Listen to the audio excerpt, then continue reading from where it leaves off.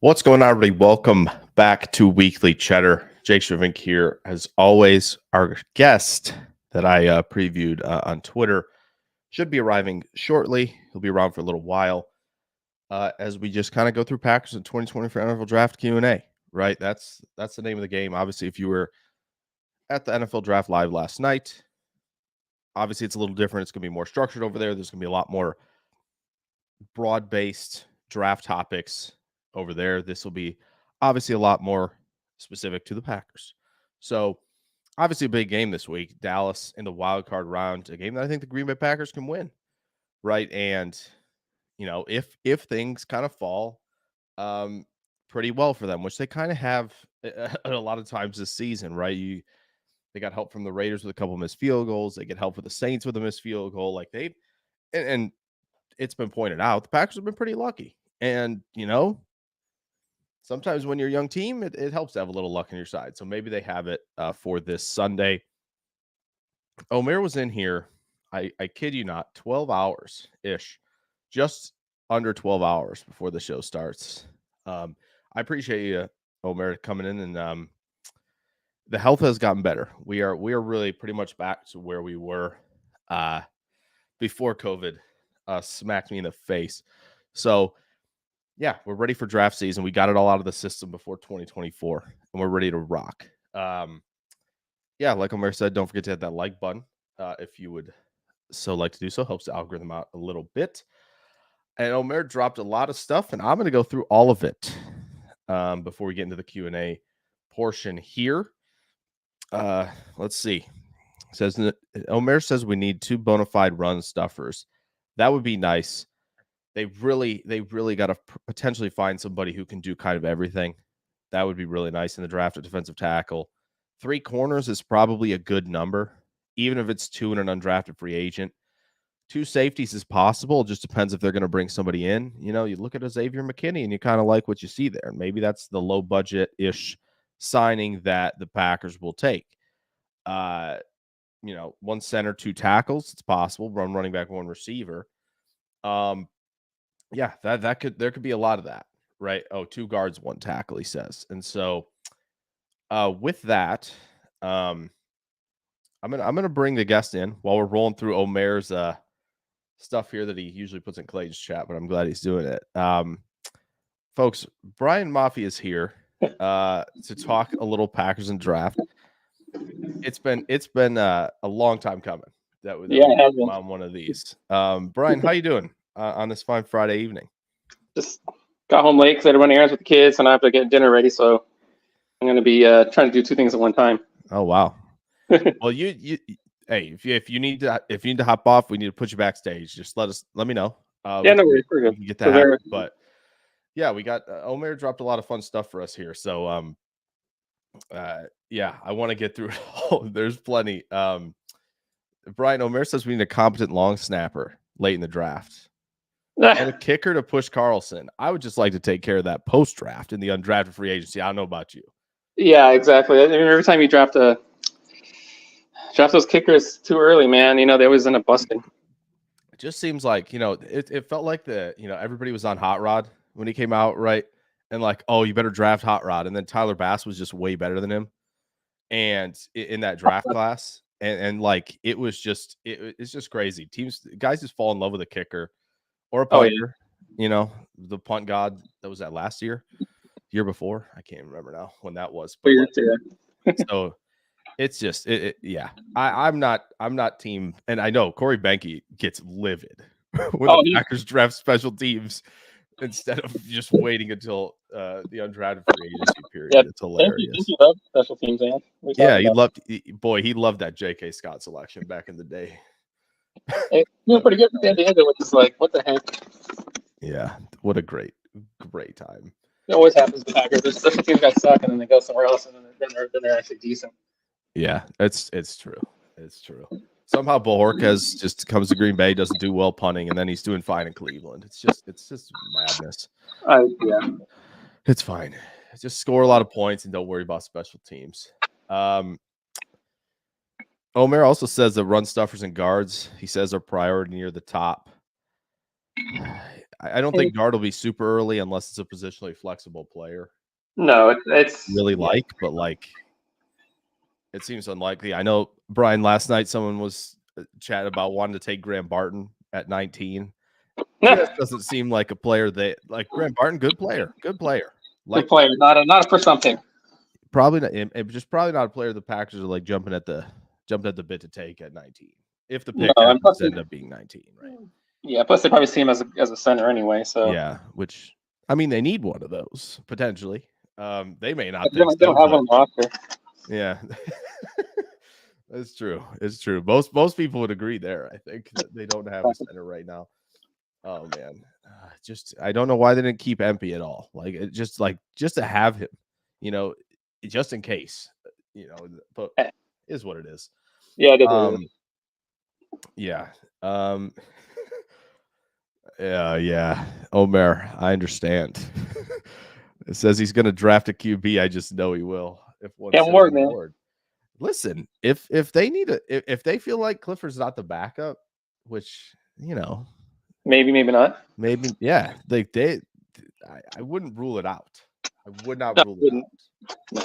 I think we've officially, as of probably a few weeks ago, officially jumped the shark on like, if there's a QB that they like in the first round and he's sitting there, Goody will just take. No, I think we're not doing that. Never know. Think that it's true. You do never know. But goodness sakes, I know JJ's going to be really mad if it's JJ McCarthy, and he might still think that up until draft time. So yeah, for sure. Brian, what do you think is going to happen on Sunday? Do you have a prediction on Sunday? I think it's going to be a good game, but I think they probably lose. Yeah. So they're just the roster's not there yet. It's close, but it's not there yet. They have their number. There's no doubt about that. It's just like they're a lot younger than last year, and the youngest team. So and it's just not. It's just I think it's probably. It just could be one of those games where it's like 34-24, and you're like, wow, if they just made a couple of plays here and there, or they maybe missed a field goal, and you go, oh, they could have had this, and it could be. Don't put that field goal jinx on them. I know.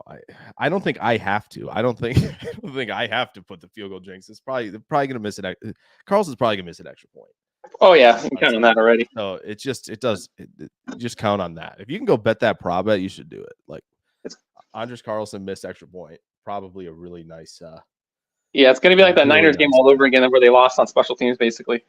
Yeah. Oh, for sure. It's not looking forward to that. But yeah, I just don't. If they get lucky with turnovers, and they get Dallas playing from behind, yeah, you never know. But it just feels like we're at. It just feels time is a flat circle, and this is going to be the Arizona game from 2009. Gosh. It's just going to be that type of game where it's just like, oh, the offense looks great, and it's like they just got a few fixes on defense. I don't think my heart could take that again. I know. There's just a lot of bad playoff losses in there. Yeah.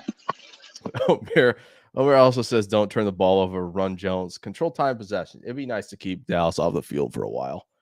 That'd be nice, before you actually did that. Yeah, it'd be nice to run the ball a lot. The problem is Dylan being doubtful stinks. Because you could just spam the run button with both of them all game, push Mozzie Smith around. Even Josh Myers, I think, could do that probably. So we're in good shape. But they just it just has the makings of that game last year where they're like, oh, they could just run at will if they want to. Just will stick to it. And the problem is if they chase that he's not going to, right? Like, oh, yeah, for sure. So. And LaFleur's not going to spam that run button anyway. Probably not. Probably going to have Patrick Taylor a lot out there and passing down. It's just for fun. Just for fun. Yeah. Mix it up. Yeah. Welcome, obviously, everybody in the chat. Ian, Adam, Mitch, MJ. I see y'all in here. We're getting down there. Promise we'll get there. First question as the show started for Omer, by the way. Right. Do you think there's any hope Goody will draft an O lineman that can run block or a D lineman who can stop the run? Since he hasn't to date, It's why we have no run game. Sometimes, often, why we can't stop the run. Yeah. What does this history tell you? There's your answer.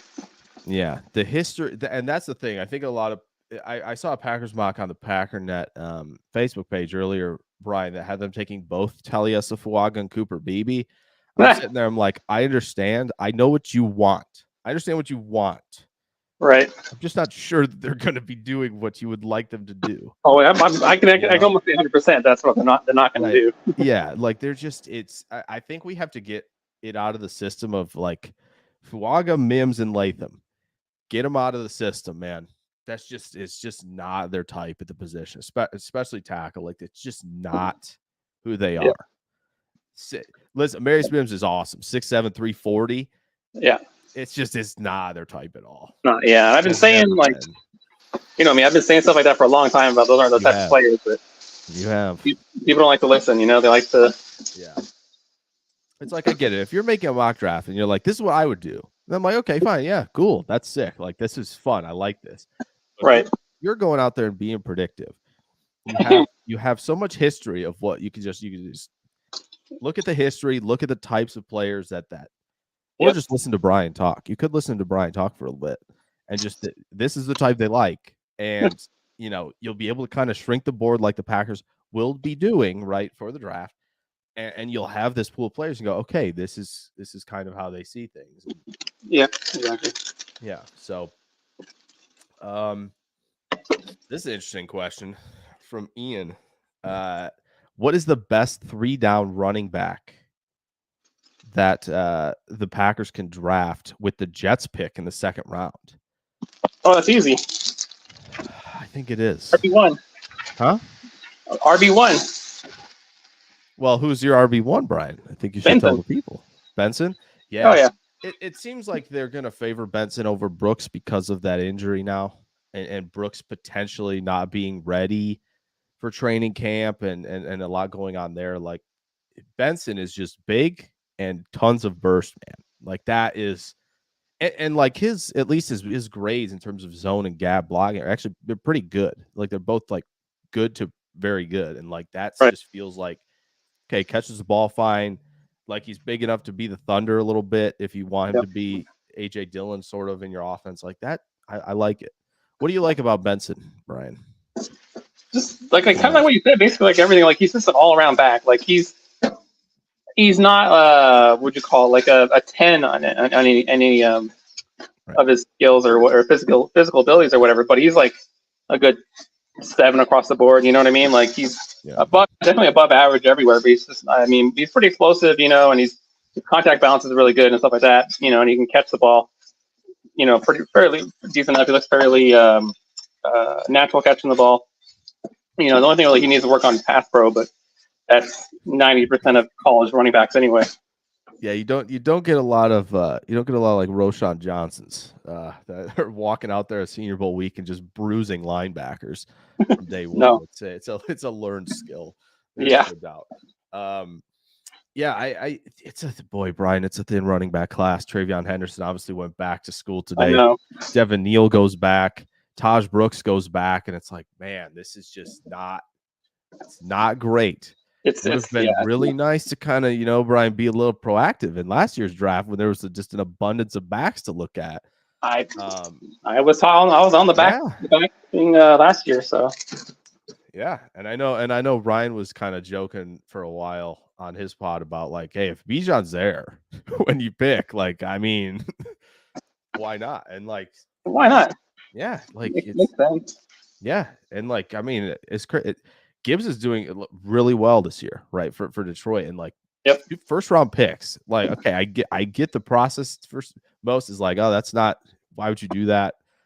Like the running backs, Tyjae Spears, when he gets a chance, has played really well this year.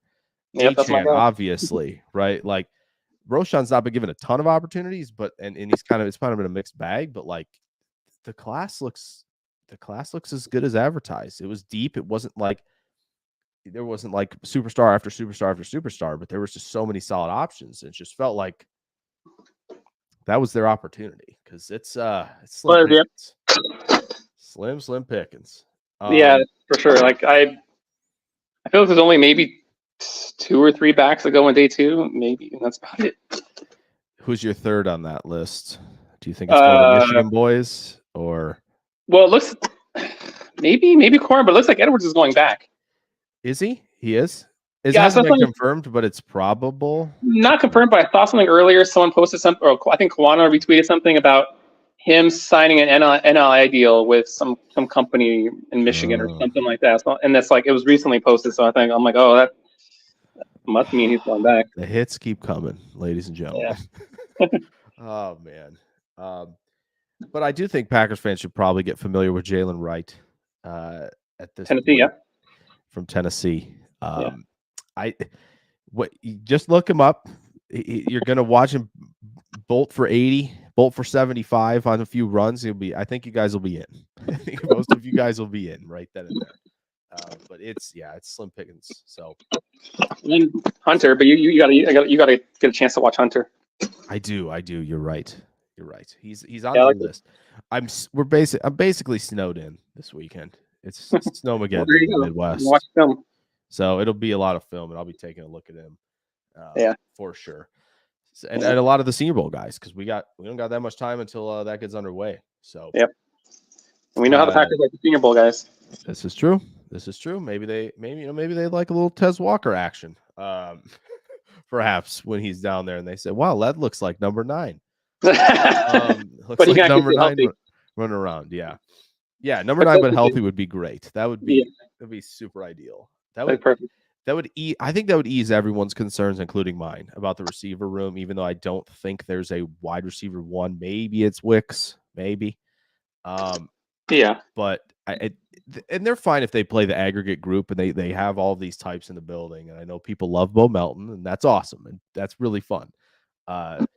Maybe they could draft his brother. Just saying. That's. I hope so. They're gonna have to draft a lot. You go from the Smith brothers to the Melton brothers. Yeah, I think people would be in on that for sure. I'd be in on it, sure. Yeah, everybody's hyped that you're in here, Brian. By the way, having a good time here. Mitch says, "Can Tyler Nubin be someone for the Pack?" He says, "Big dude." Tyler Nubin for the Packers, Brian. I know not as much as your guy at the safety position, but. I have a couple guys at safety, but the only question is just the testing and how he's going to do with the testing. If he doesn't test well enough, the Packers may not like him as much. You know what I mean? Do you get that feeling he might test like Branch? I don't know if he'll test that bad, but it was average for Branch. It wasn't horrible. But yeah. Well, for the Packers, that's for the Packers. That's horrible. Packers. That's true. I think you could. I think in split safety looks. I think Nubin looks fine there. Obviously, the numbers and the grading all looks excellent from him this past year, and people would be like, well, he's the next in line after Winfield, and yeah, that would be great. Like I think if there's a scheme change at all. Mm-hmm. Right, where they're like, well, we would like somebody just to have one guy on the roof. I'm a little less excited about Nubin being that guy. I think we both know who that guy would be. If you want to say your guy's name, you can. Everybody knows my guy. The same forever. Yeah. Kinchins is that guy. If he's been that guy. Yeah. Brian, it could be the exact same situation with Wicks and Reed. It's like they saw it in 22 and they're like, that's it. That's the guy. We know what he can be. Not worried about this past year at all. We're rolling with him. And people could be shocked about that. If it's maybe Senior Bowl guy, he's going down there. Yeah, he is for sure. So that's true. They might be taking a look. They go, oh wow, look at the tracking numbers. These dudes flying all over the field. And they're like, okay, we're so in. And look, he's healthy too. So yeah. It was picked up this year. Yeah. So I think, Mitch, the answer to your question on Nubin is yes, he can. Just don't have all the info yet. At this point, but I know Omer is talking about secondary lacks any real talent. Their Jair slander will not be tolerated. But I get what you're saying. Yeah. It feels like they might, if they have the chance. Brian, would you bring back Rudy Ford? Yeah, I would bring it back. I mean, I agree. His best role is as a number 3, of course. Yeah. Third safety. But yeah, for sure. I mean, I don't see any reason not to. Yeah, if the contract's not very high, like, might as well have somebody with reliability. He's created some turnovers. Maybe he'll pick Prescott off again this weekend. We'll see. But Maybe. yeah. Yeah, I'd be all for it. Yeah. Okay, let's see. Hello, MJ. He says, give me a DB. They're going to give you plenty. Yeah. Don't you worry. They're going to give you plenty. Yeah. Like Omer obviously saying the biggest needs, guards, corners, run stuffers. Do you think they're going to take a defensive tackle the first 5 picks? Do you think they consider it?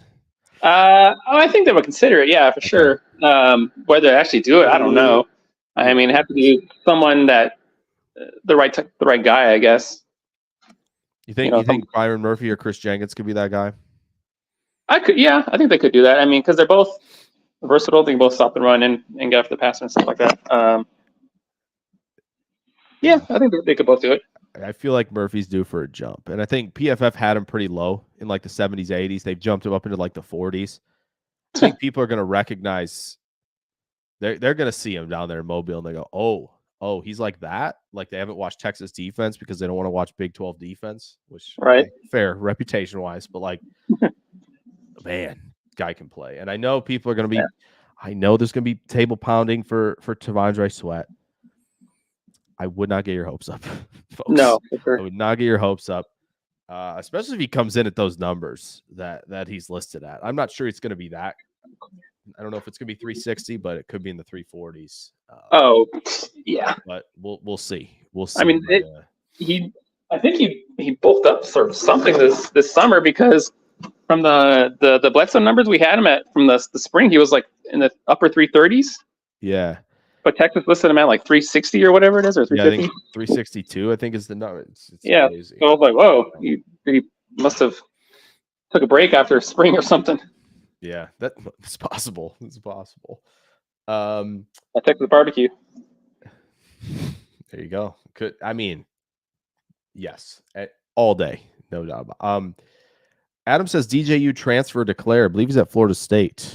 Yep, Florida State. Yeah. So as soon as Cam Ward declared, he's like, oh, okay, I'll go to Florida State. Yeah, I'm kind of surprised. I'm surprised Ohio State wasn't interested. They're going to roll with Will Howard. Yeah, it's a choice. But that's what I was about to say. It's a choice. It's a choice. They have a quarterback who plays quarterback. That they have that. They have the heartbeat. He has a heartbeat and then he has an arm. So maybe they think they could do the Michigan thing, right? Judkins, Henderson, they're just running it a million times, and they believe that you can throw it 8 times like McCarthy. We're fine. We're going to win games that way. I don't know. The Jimmy Garoppolo way of winning games, right? Yes, there you go. Maybe they can do that. Takes a couple runs, throw about 6 passes a game. Yeah, I mean, if he's part of the run game, they've already they've already won.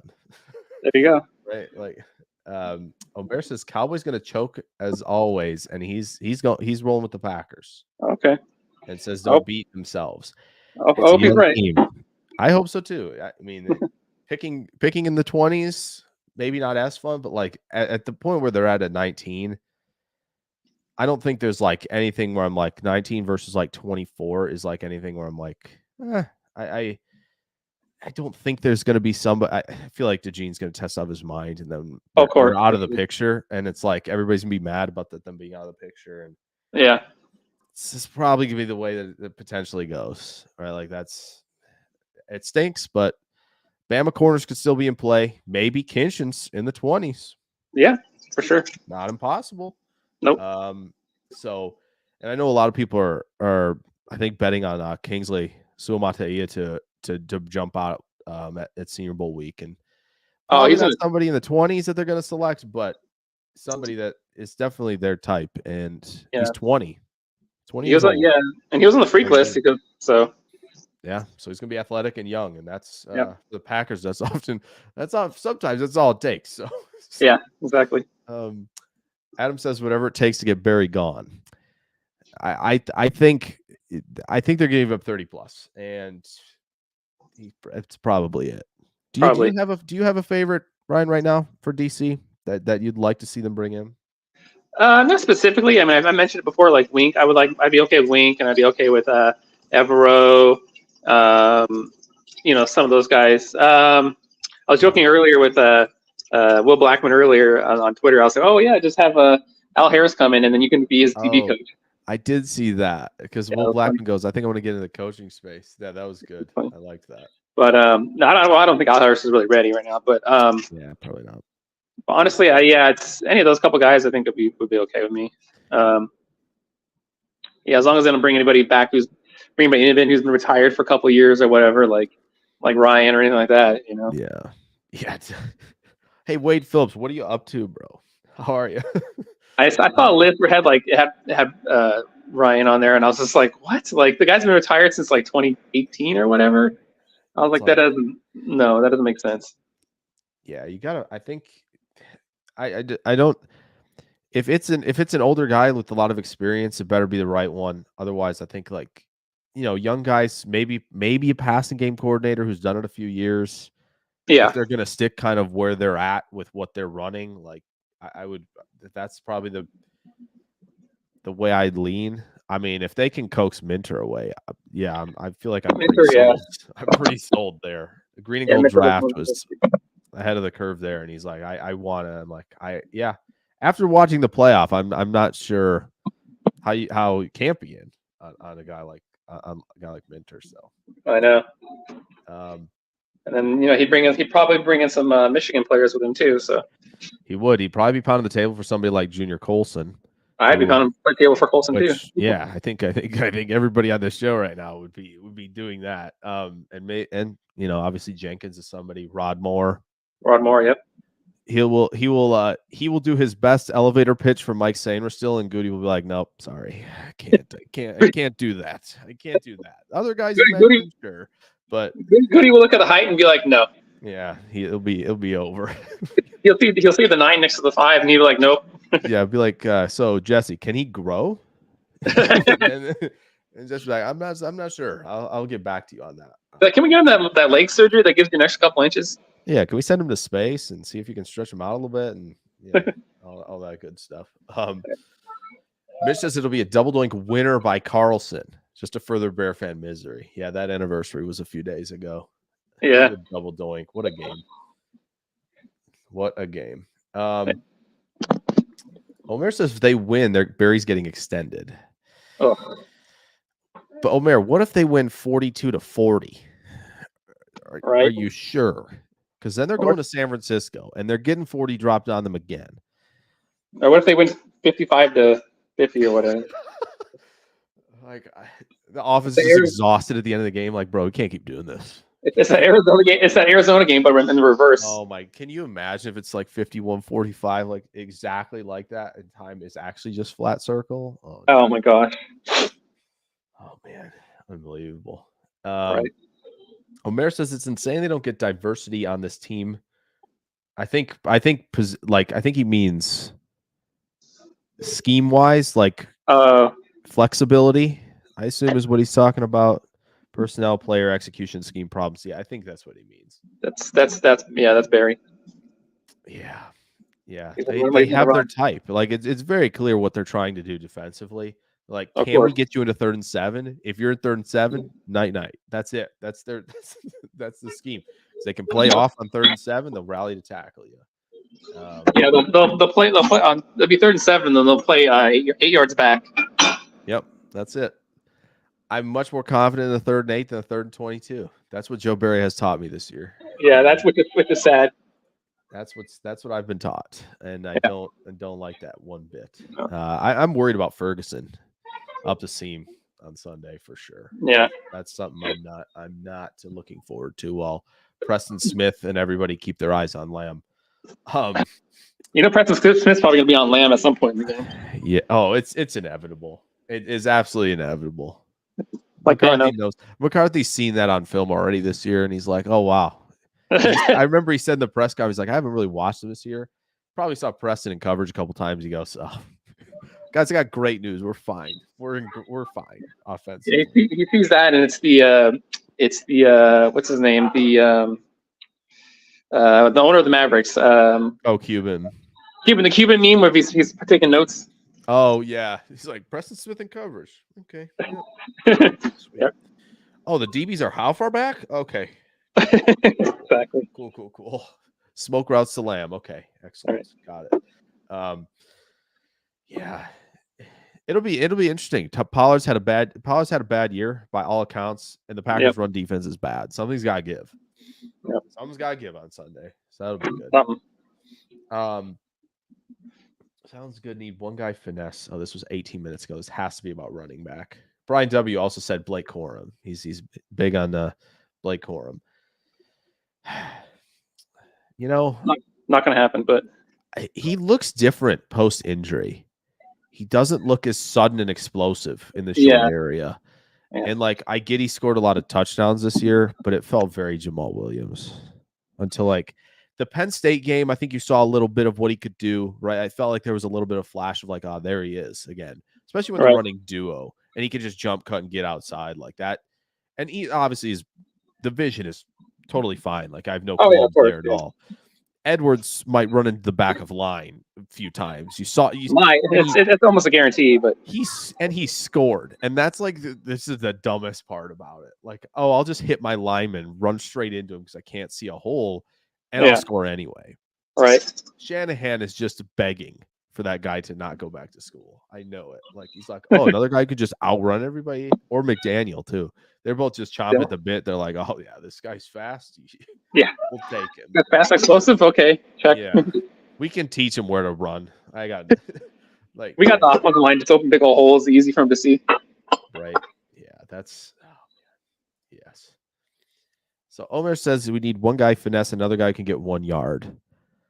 I think you just keep Aaron Jones looks fine now. I think you're gonna have to probably ride him out because I just don't think they're gonna have their two. I don't unless they're gonna go super heavy at running back and get like two of the top guys. I would not prefer them to do that. Like I'm not there. I think they're gonna have enough of the room they currently have back and probably add one more. And then I think Jones has healthy legs is why.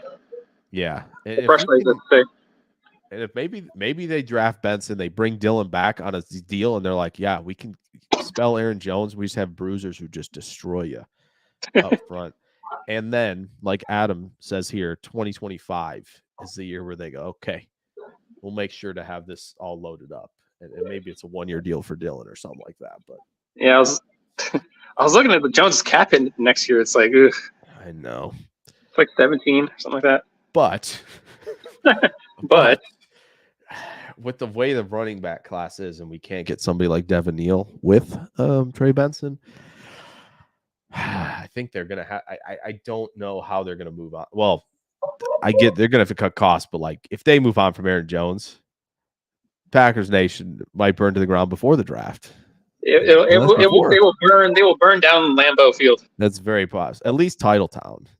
Yeah, for sure. At least the Titletown Village. Like they're not gonna be pleased.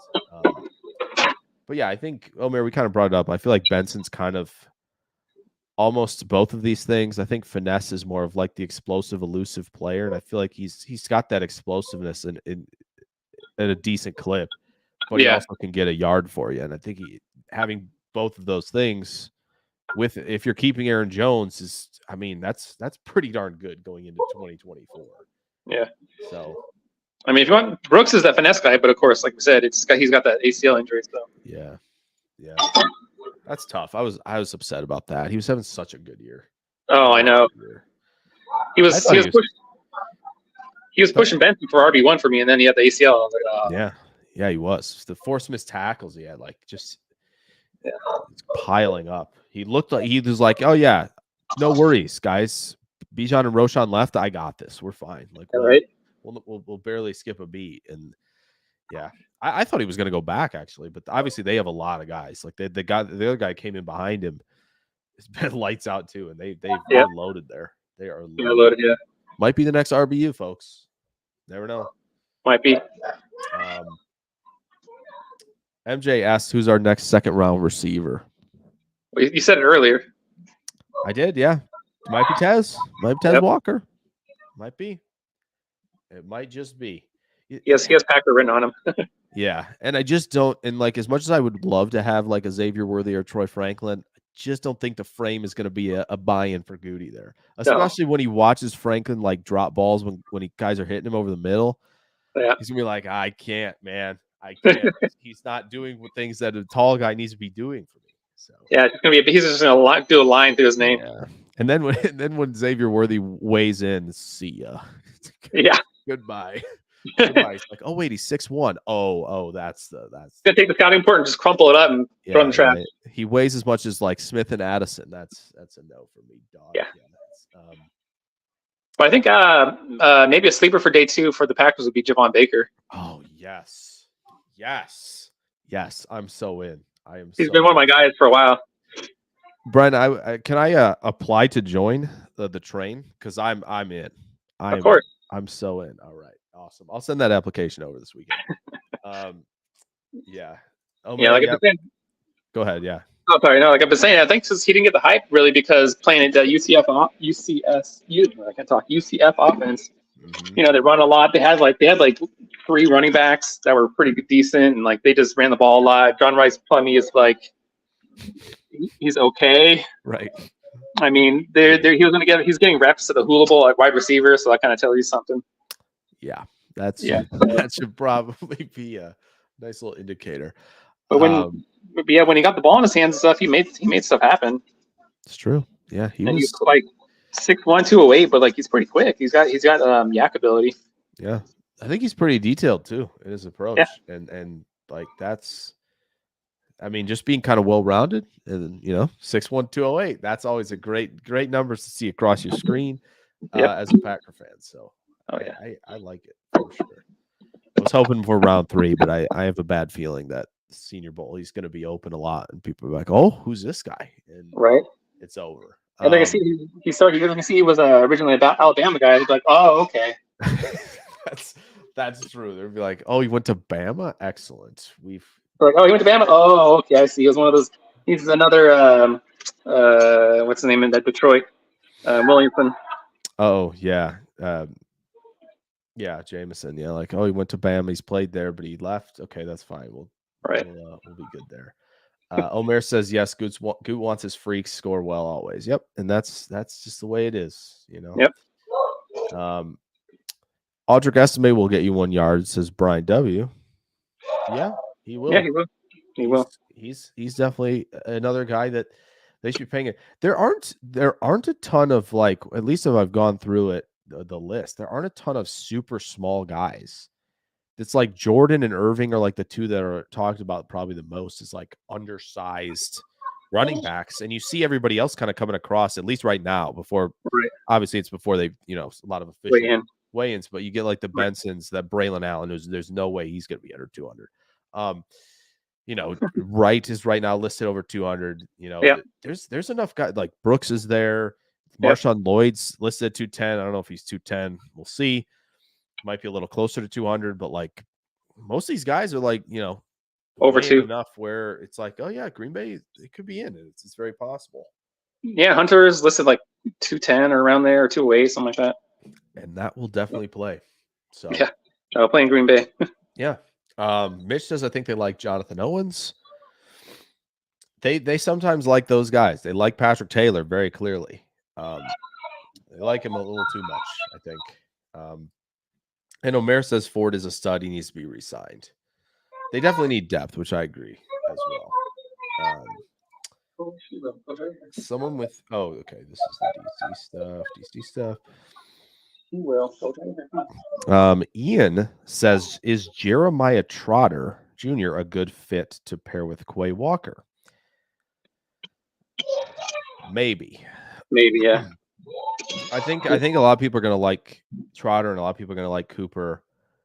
He might not just on that line where they're like a little lighter, like Campbell, where it's like maybe it's possible. But then you have the Junior Colsons of the world that are 6'3", 247. At least that's what he's listed at. And they're going to be all in there. But maybe it's not impossible just because of where Campbell's at. I think Ian with his weight, and they could be just on the line towing it. I like Trotter. A good bit. Let's see here. Omer wants someone with a proven record, even if his college biggest knock. Even if it's college, biggest knock versus Barry is no proven success as a DC. Yeah, this is true. That's very, very true. Brian, did you have any thoughts on Trotter you wanted to toss out there? He might not test well enough, so I don't know. We'll see. He's a little bit smaller, so he's a good player, but I just don't know. We'll see how he weighs in at that time. Yeah. Yeah. I think he's like what? He's like 230 something. It's like 233, 232, unless that might be Cooper that I'm thinking of. But yeah, he's a little bit on the smaller side there. Omer said he wants someone with a proven record, like I said. Brian W. asked what will Vrabel and Belichick do if they don't get head coaching jobs? Pretty sure they're going to get head coaching jobs, but I don't know. I mean, I think Matt likes Vrabel. There's no doubt. Yeah, I got to head out though. Okay. Brian, thank you so much for coming on. Check out his YouTube channel. I'm going to put that in the link down below if you guys are rewatching this. So, Brian, thank you so much. Enjoy your weekend. All right, you too, boss. All right. Later. Okay. And hopefully we'll have Brian back plenty more times as we lead up to draft season because he, like I said, has everything pretty much nailed down way ahead of time. I'm like, all right, this is a fit for Green Bay, and he'll build out his Packer board for you guys, I'm sure, later in the process when all the testing is done. But yeah, Brian Vrabel would be a nice DC to have. It'd be a little more aggressive. I think he wants coverage to be good though, and he wants more of a multifaceted front, which the Packers have versatile guys for that. So that's true. And Omer says that Joe Barry will be extended. Mitch says TV. I'm going to catch up here with you guys, so we're kind of on the same footing. I know we were kind of talking a little more back and forth, so the questions kind of get bogged down. That's just how it's going to go. Mitch says TV would love 45-40. I think they would because I'm not sure.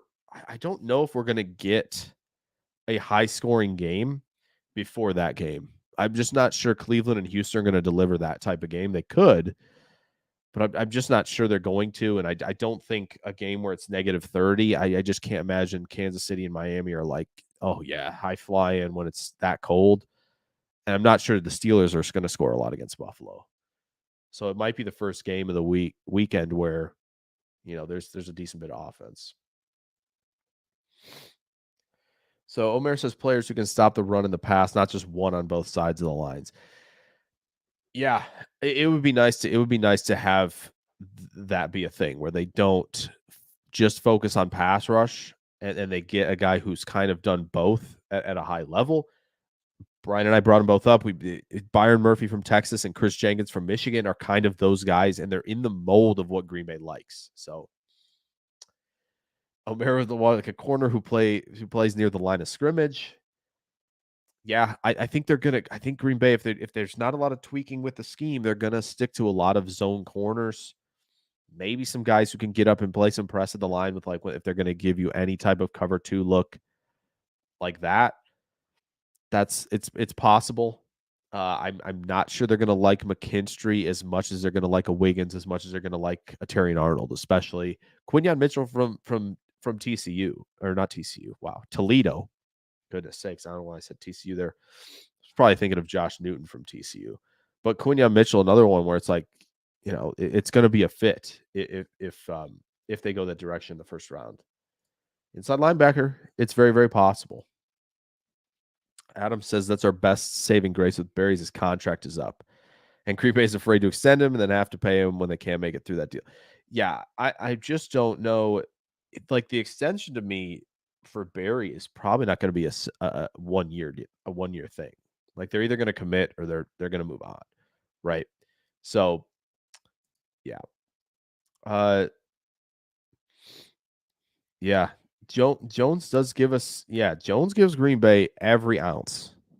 He's good, great contact balance, incredible elusiveness. It's just crazy that he can stay up, be flexible, right? Maintain a pretty low center of gravity on a lot of runs, and yeah, he's special. He might be the best running back in Packers franchise history. I'm willing to say that. Numer says no, replace Dylan with a bull. Yeah, I mean, I think they're going to go big, and if they go big, there's a chance it's Braylon Allen. But Trey Benson feels like one of their better fits right now. I just Omer, it's more about them having enough in the running back room where you feel like, okay, I know people don't love Dylan, but if you bring him back on a 1-year deal and he's like RB3, is that going to be that upsetting? I don't think so, because it's still somebody who has proven to catch the ball. When he's in space as a receiver, like, he just bounces off people. And I know we don't love his feel between the tackles, but he's a tough son of a gun. And when it's cold, teams are not going to be wanting to tackle him. And that's a bit of an advantage for sure. Yeah, Jones is definitely the finesse back. It would be nice to have somebody who can come in and he can kind of mentor for sure as that type of player. But if they just don't feel like the running back class is excellent and they only draft one, I think you could. I think it's because they saw the class and they were like, all right, we got to bring our guys back because we just don't love what we see here. We're gonna get one, but we have to have depth for next year. And then we kind of make that full transition in 25. Mitch says he would bet the farm that the Packers do not draft a wide receiver. To me, it's just if they're not going to use, and this is where I would disagree. This is the only thing that worries me. If they are treating Jaden Reed more as a middle field type, a gadget player type, where they're like, all right, this is multifaceted. We're going to kind of be positionless with you like a Deebo Samuel. We're not trusting you to be the vertical threat a lot. Now I'm sitting here like wondering, okay, Christian Watson's hurt. Who's the deep threat who can stretch the field out? And I know they've gotten away with it with Melton, right? With Dobbs and all these guys without Watson because they're playing the Vikings, who, let's be honest, they're punching above their weight defensively with Flores. And then by the end of the season, it was like, the personnel's not that good and we'll find the weaknesses. And everybody did. And then it's the Bears, who didn't have Jalen Johnson in the game. And there was a lot of youth in the secondary. It's not necessarily a needle moving for me if Watson's going to continue to battle health issues to not have somebody who can stretch the field out as well. If it's not early in the draft, if they want some just speed later, that's fine too. Like I was just, if you're not going to treat Reed with that same like role of like being a speed guy who can kind of stretch things out, I would like to have another one of those guys in the building. So but Omer says, I have no issue drafting receiver, but not high. Where high picks need to go on defense. Yeah. Or in the offensive line, right? Says tackle, center, or guard, right? Adam says no old DCs. I think if it's Belichick, I feel like I'm fine with that. Like if he wants to just come in and shut people down, I'm totally good with that. But it seems like some of the best DCs have at least in the past, even in the last couple of years, are the ones that have a lot of experience. Like Anarumo was doing really well until this season for Cincinnati. And that was a group that battled injury, right? They lost their two safeties. That mattered a lot to them. And they had to go young at that position.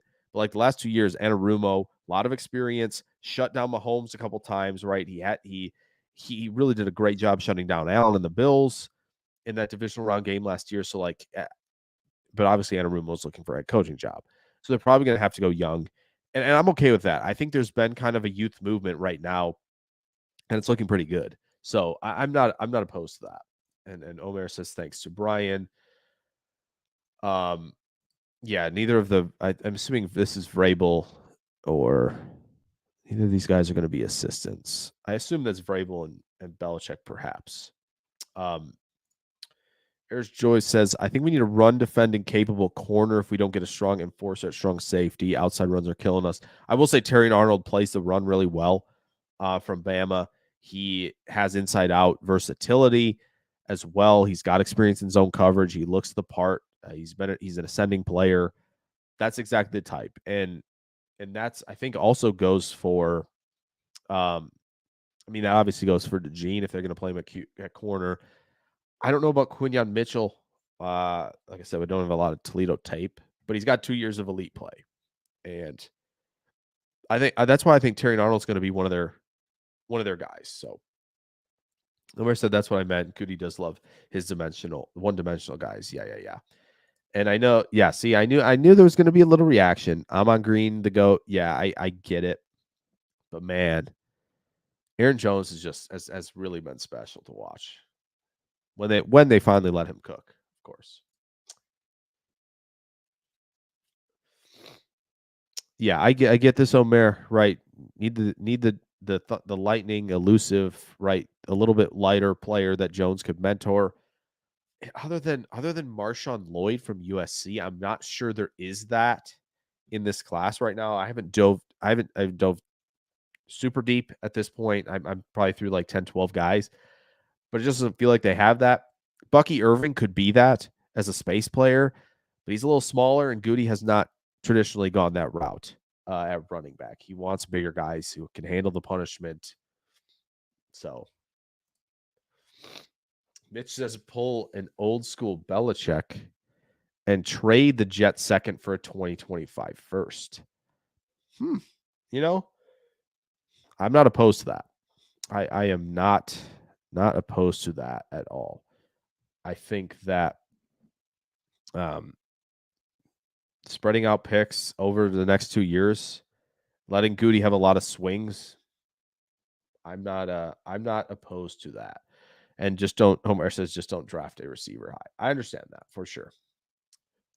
Airjoy says, don't mind getting a home run speed type running back who can catch instead of a power back. And he says, fine with Dylan going forward. Like I said, I'm fine with it. I just feel like Dylan would be more of the depth piece if they bring him back. And that, to me, I feel like what would be the way I would address it. I just think if they want the home run type, Jalen Wright is definitely that player from Tennessee. If they want the more well-rounded playmaker, I like that as well. It's nice to have the home run hitting backs, but it's also nice to have backs who can be elusive, have a good contact balance, and can get you 10 to 15 yards on several runs all season long, rather than a guy who's kind of a little bit of all or nothing. And you look at like a player like Kenneth Walker from Seattle, he's kind of that guy. Tony Pollard was that guy. It's just everybody was like, wow, he comes in relief and he does really well for Dallas. Let that man be the lead back. And then they saw all these negative runs, and that negative run percentage, right, that was smaller because he didn't have a big sample size. It became a lot bigger, and you see a lot of these runs where it's just not working. So sometimes the home run types aren't always the best. And you'd rather have these bigger types who can get 15, 20 on these breakaway runs. Be chain movers, be elusive, be tough to bring down. Well-rounded is a really nice thing. So if Watson can't, but I'd give him one more season yet. Yeah, obviously they moved up for Watson. They spent 2 seconds on him to get up and grab him. Like they clearly believe in it. I would prefer to have that insurance if they don't want Reed to do some of what Watson did. And Adam says they need to let Reed play all over next year. If they do that, then we're fine. Then I feel a lot better. But right now they're kind of using Jaden Reed like Debo. They're giving him all these different touches, and I'm fine with that. But I'd love to get him, involved in some vertical shot stuff. And obviously, they let him run up the seam right against the Vikings. He had that touchdown, and that's something I like. I would like to see more. I would like to see more of that. And so it's nice to have a lot of speed on the roster. Omer says he'd take a college dude, but make sure he's proven for DC. Ian asks, is the safety Kinchins worthy of a first round pick? Haven't seen tape yet, just seeing him on mocks a lot. I think his 2022 film is absolutely worthy of a first round pick. You watch him flying around as a center fielder, right? Anticipating with his eyes, finishing with really nice closing speed and acceleration, and he's finishing and he's creating turnovers. And he's big, he can hit and do all of that. He battled injury this year. I think it was either like a head or neck injury he suffered against Texas A&M. I don't know if the play suffered because of that, but they can send the dude on blitzes. He's big and fast. He does so much well that, like, if you looked at it, and this is why, if you look back right now, Ian, with Cameron Kinchins, and you look at first round mocks back in May, he was up there because they saw the 22 film and they're like, holy smokes, this guy can play. He had a little step back year. So did Reed and Wicks. Like if Goody like sees him down in Mobile, right? He sees him go through the process and he goes, I really like this cat. I don't see why not in the 20s. I really don't. Like say they beat Dallas and then they're picking 25th right after the playoffs. Like if he's on the board at 25, I'm not opposed to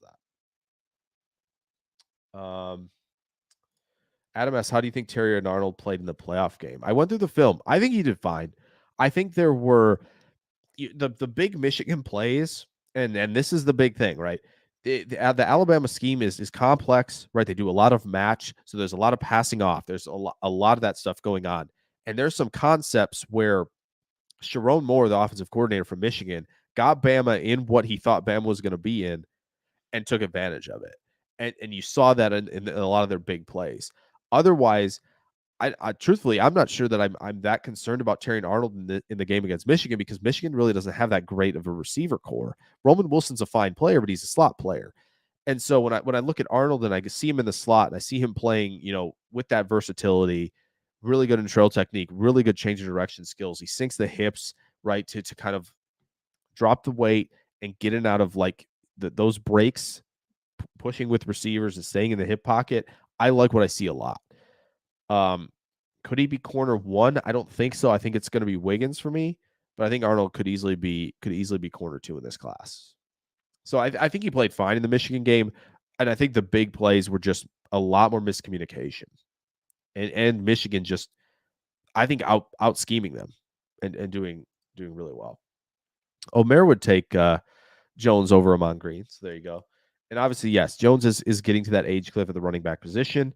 But if you limit the carries a little bit and you have, I'll bring up this scenario again. You have a Trey Benson from Florida State and you have Dylan coming back on a 1-year deal and you're able to punish teams with that 1-2 punch a lot and you give Jones less carries, you can kind of extend the life of Aaron Jones's career a little bit. And, you have him for games like this down the stretch where I know he was obviously hurt, right? And that cost him a little bit mid-season, but you see him playing at the level he's playing at down the stretch right now, and you go, okay, yes, this is the guy, right? If we keep his legs fresh for the stretch run, this is the type of player we'll still get. And I think you'll still get that next year and maybe even the year after. Goot better, and Omer says Goot better trade all his high picks for low ones. He balls at the bottom of the draft and sucks at the top. He's not terrible at the top. And I think that obviously in the 4th round, the 7th round, he's hit and done really, really well. It looks like the 3rd round might be okay with Tucker Kraft. The Elton Jenkins pick in the 2nd round, super, right? Devontae Wyatt, at least as a pass rusher, has looked well at the top. Rashawn Gary was a hit for sure. Jair was a hit. So he's not done terrible. Like I think if you looked at kind of the league and the average in the 1st and 2nd round, I think Goody wouldn't even be that bad comparatively. So, don't care about or want a power back, just get explosive backs who aren't jitterbug size. That's the type of trade-off. That's the tough thing, Adam, with the trade-off that you have to kind of give because you get these small, elusive, explosive backs, and you watch Bucky Irving from Oregon like last year in 22, and you go, this guy there's not a guy he can't make miss in space. It's unbelievable. Like how good Irving was. They tried to put him between the tackles. He wasn't as effective. He did play some well, but he does freelance a little bit between the tackles, which can be good sometimes, can be bad sometimes. It's hard. It's hard not to have explosive backs. They're smaller, right? Gibbs was just on that, like riding that line between just sub 200 and 200 pounds. And so it's a tough trade-off because you don't get a lot of backs who have both things. And when you do, they go high in the draft, right? Like you don't get and Breece Hall went in the 2nd round, but you don't get a lot of Breece Halls where just is easy speed and it's that big. Like you just don't get those guys a lot. You don't get the Jonathan Taylors where he's big and he can run that fast. You don't get those guys as often, right? There aren't that many in each class. Israel said, I mean, with the understanding that the home runner would be the 2nd and not looked at to actually start and would add another dimension to our offense. Yeah, I get that for sure. I just think at some point in the next 2 drafts, Green Bay's going to be looking for their RB1, right? And they're going to have to find it in a player like a Trey Benson from Florida State. Omer says he doesn't like spending a high pick on a running back, especially in a buyer's market. Too bad Good is useless in free agency. I mean, the Smith brothers, Billy Turner, right? He obviously in free agency, you can say he picked up Douglas and Campbell off the street. He picked up Rudy Ford as well. Like, I think he's done pretty well on the pro side of things. I think a lot of people until these last 2 years in the draft were more worried about what he was doing on the college side of things rather than the pro side of things. And so that's interesting that's kind of flipped a little bit in the last 2 years. Would I say he's been great the last 2 years? No, but I think they've been in a lot of cap struggles where they really couldn't do a whole lot. So Jones is elusive. I know we need to replace him soon, but still, maybe draft 2 running. I don't think it's out of the question to draft 2 running backs. I just don't think you're gonna probably see maybe one on day 2 and then another on day 3, or maybe both on day 3. We'll see. It's gonna be interesting how the class is viewed, because I think it's a really low probability you see one go in the top 50, and I think that's the same with linebacker, unless Cooper or Trotter kind of blow people away. I think it's going to be more of a class where you see, okay, 60s, 70s is where these guys start, maybe the 50s where these guys start coming off the board.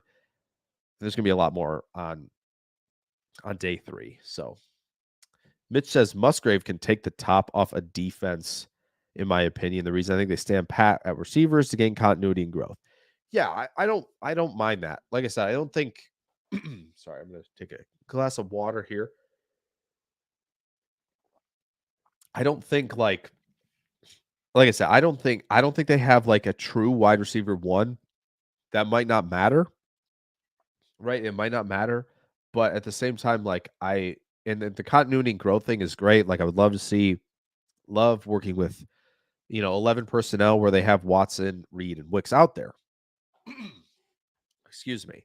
But I think that it would be nice to have some insurance, because I don't think you're going to necessarily put Musgrave on the boundary and let him run go routes or a lot. Now, he obviously is valuable up the seam, but at some point, if you're going to get more vertical with a lot of routes in the concept, you're going to have somebody on the boundary who can kind of at least pull a middle field safety, or B, pull one of the deep half safeties in that direction to kind of space stuff out. So I would love to have someone who could be healthy to add that speed element if Watson cannot go. So, and Omer agrees with you, Mitch. He believes, I agree too. I think Musgrave can be a big part of that. It's just having somebody on the boundary would be really, really nice.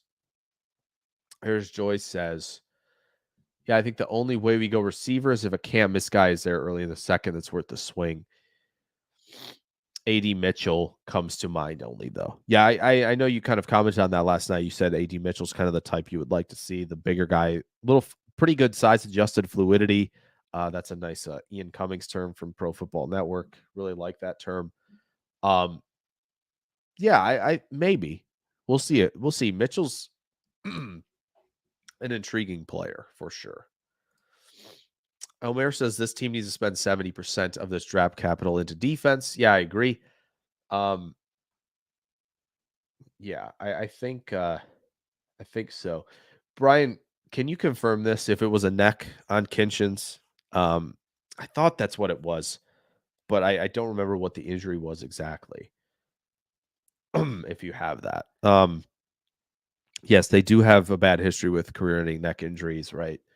Collins, obviously, Jermichael Finley, and then Jonathan Franklin as well.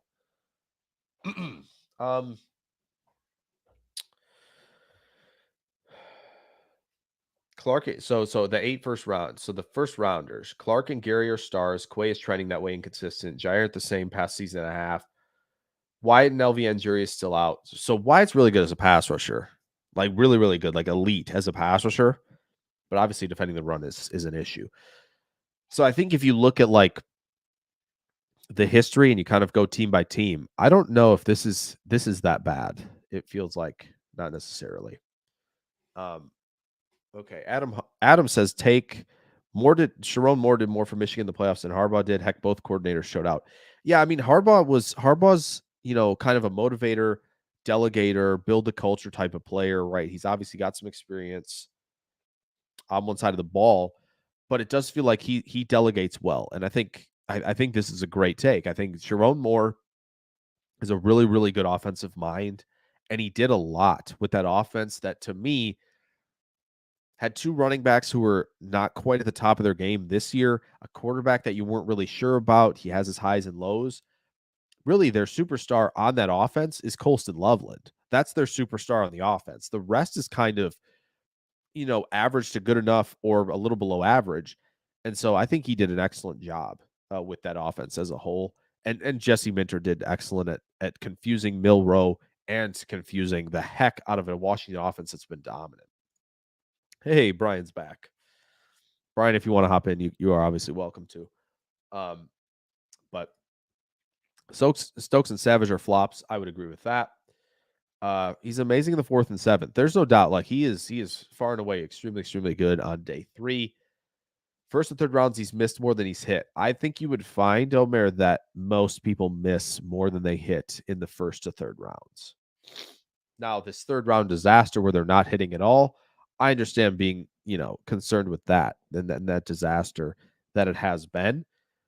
But there aren't the hit percentage in the third round isn't massive for like anybody. Once he's about 50-50, that's pretty good, actually. Like, especially when you think about, if you look at past drafts, 10, 11 of 32 players are usually like really, really good. And then there's, maybe another third who are okay, and then another third who bust. And like, that's kind of how it goes. Second round 50-50 is pretty good as well. It's a lottery. The draft is a lottery. You never know. You never know. It's a tough deal. So Brian says Irving looks 5'8", 190 to me. Yeah, I don't think he's going to hit he's going to hit the thresholds for Green Bay. I think he'll be a really talented player in a really good committee where he's got a thunder to his lightning play, and they can let him play in space a lot as a receiver. But yeah, Omer says have to believe that Jones doesn't have much left in the tank. I'll probably agree with that. I don't know.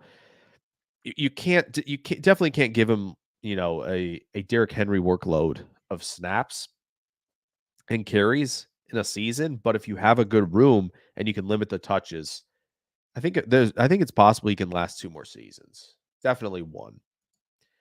And Brian, yeah, next year's class will be a lot better, especially with the names that went back too. So Smithers were the only 2 names in free agency any good. Maybe in the free agency period, but it's hard to deny what Campbell and Rasul Douglas and Rudy Ford have done. So he is a master at practice squad and UFAs for sure. Yeah, I think so. Yep. No, I like this, Mitch. Yeah, you have to remember where you're picking a running back. Cold weather, bad conditions, ball security and blocking are huge. Yeah, Braylon Allen's had some trouble fumbling the ball. Yeah, but I would love to have. It'd be nice. It would be super nice to have like Raheem Mostert types and Devon Achane types in the room at running back. There's no doubt about it. But having like a punch of like, just think about like, okay, you have Jones, and then you have Trey Benson, who's like, he's like 6'1", 220. And then you have AJ Dillon, right, who's in the 220, 230s. Having those guys in cold weather where like, oh, you got to tackle this big duo we have. And then also Aaron Jones is a threat for you. Like it's a big deal. There's no doubt. And it's nice to have that explosive back in the room. But having guys who can, when you're playing at home in January and you can punish guys with your running backs, that's really nice. True. Omer says that's just a Packers thing. And they're like guys who can, contribute in the passing game for sure. And I think Trey Benson could do that, and he can be fine doing that. Bucky Irving's obviously excellent in the passing game, but he's not the fit. And that's a tougher thing, right? It's hard to find superb passing game running backs because usually they're going pretty high in the draft, right? Like or they're smaller. So in this offense, it makes sense. Referring to, I think, maybe both Brian and Mitch. Yeah. 6 wide, all verts. Absolutely, Brian. Better tight ends now is I assume Omer is saying alleviating the burden on running back to catch. Yeah, I think having Kraft and Musgrave, who Kraft has proven to be that there's some yak to the game, which, if you saw him in college, that you'd believe that. He played running back in high school. And then you have Musgrave, whose speed after the catch is a problem. It's certainly going to alleviate targets. There's no doubt. So, yeah, Omer asks, how is the draft for corners and safeties? Quarterback is good. Corner is very good.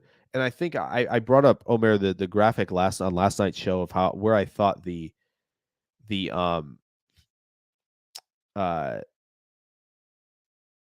the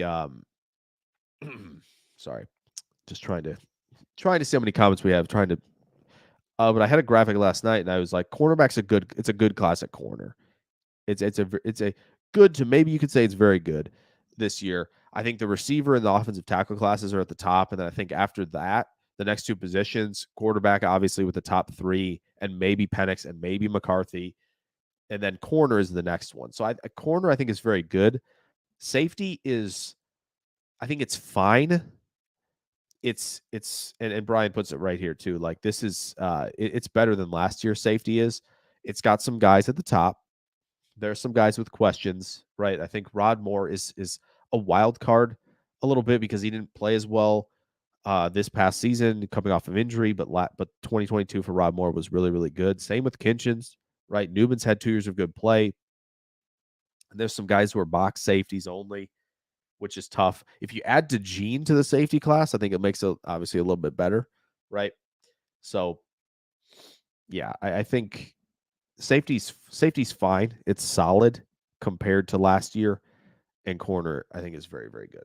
And Omer saying thanks, Brian. Brian's ahead of the curve. He's trying to keep y'all up. Kinchins was head neck. Yeah, it was a scary injury, but he came back and played in the season, which is interesting. So, Texas A&M receiver Moose. Yeah, I believe Moose Muhammad the third. Yeah, this is Wyatt in a nutshell. When the Packers get into what they want defensively, they let Wyatt tee off. Oh, he's excellent. He's excellent. But when you have to play him on early downs, it's not great. Which is why it's nice to have a base defense where you can, obviously Clark can handle himself and you can toss Slayton out there, and you don't have to get guys like Brooks and Wyatt in terribly bad positions on early downs, but they still just are trying to figure it out. So, here's Joy says, yeah, given that we may look for an X receiver if going receiver in the draft, which I don't really think we do. Yeah, it makes definitely no sense to draft receiver. It makes definitely no sense. It makes sense to draft receiver in the back end, like 4 to 7. So the picks there be great for depth.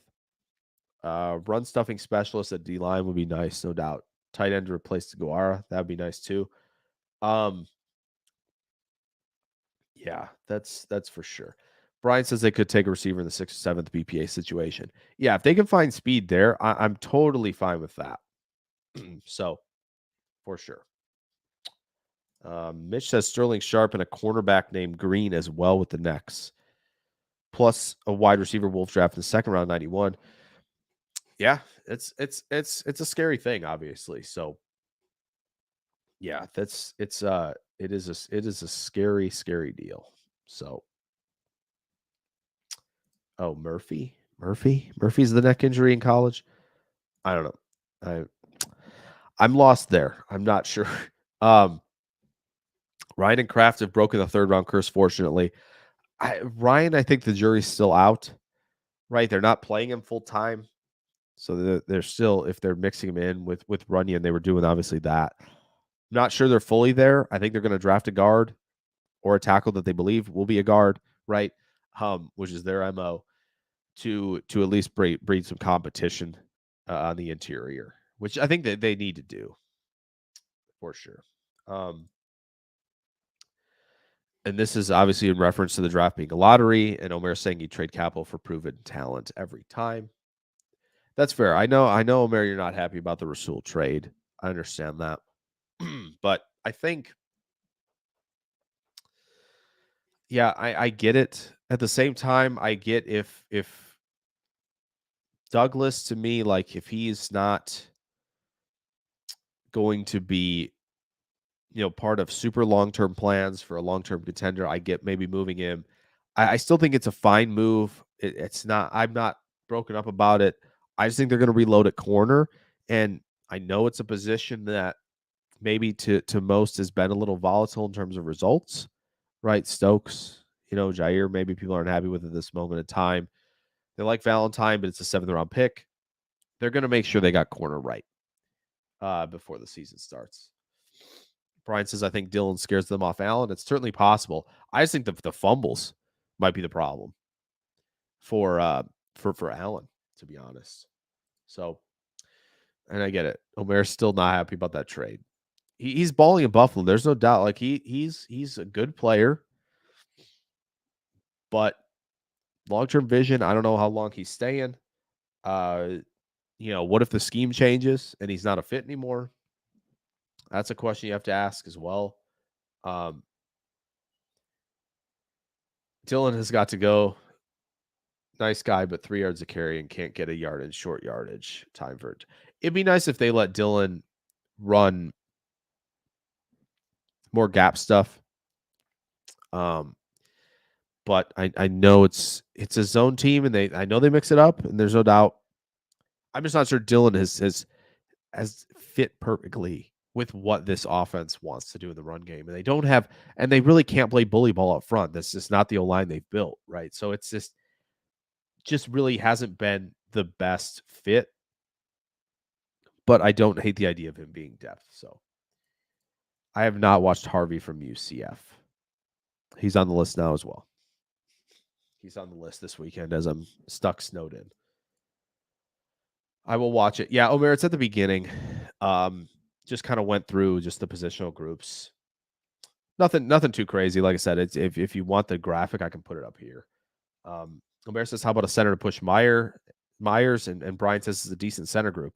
Yeah, especially if I think Barton, if Graham Barton from Duke is going to move inside to center, if that's where he's going to play, yeah, this looks really nice. Barton, Jackson Powers-Johnson, Zach Frazier, and Cedric Van Pran are really nice looks there. Bo Limmer is somebody going down to the Senior Bowl from Arkansas. So there's 5 names right there. Would love Jackson Powers-Johnson in Green Bay. That'd be really nice. And Omer says we got to do something to either push Myers, reach the 2nd-round potential. Yeah.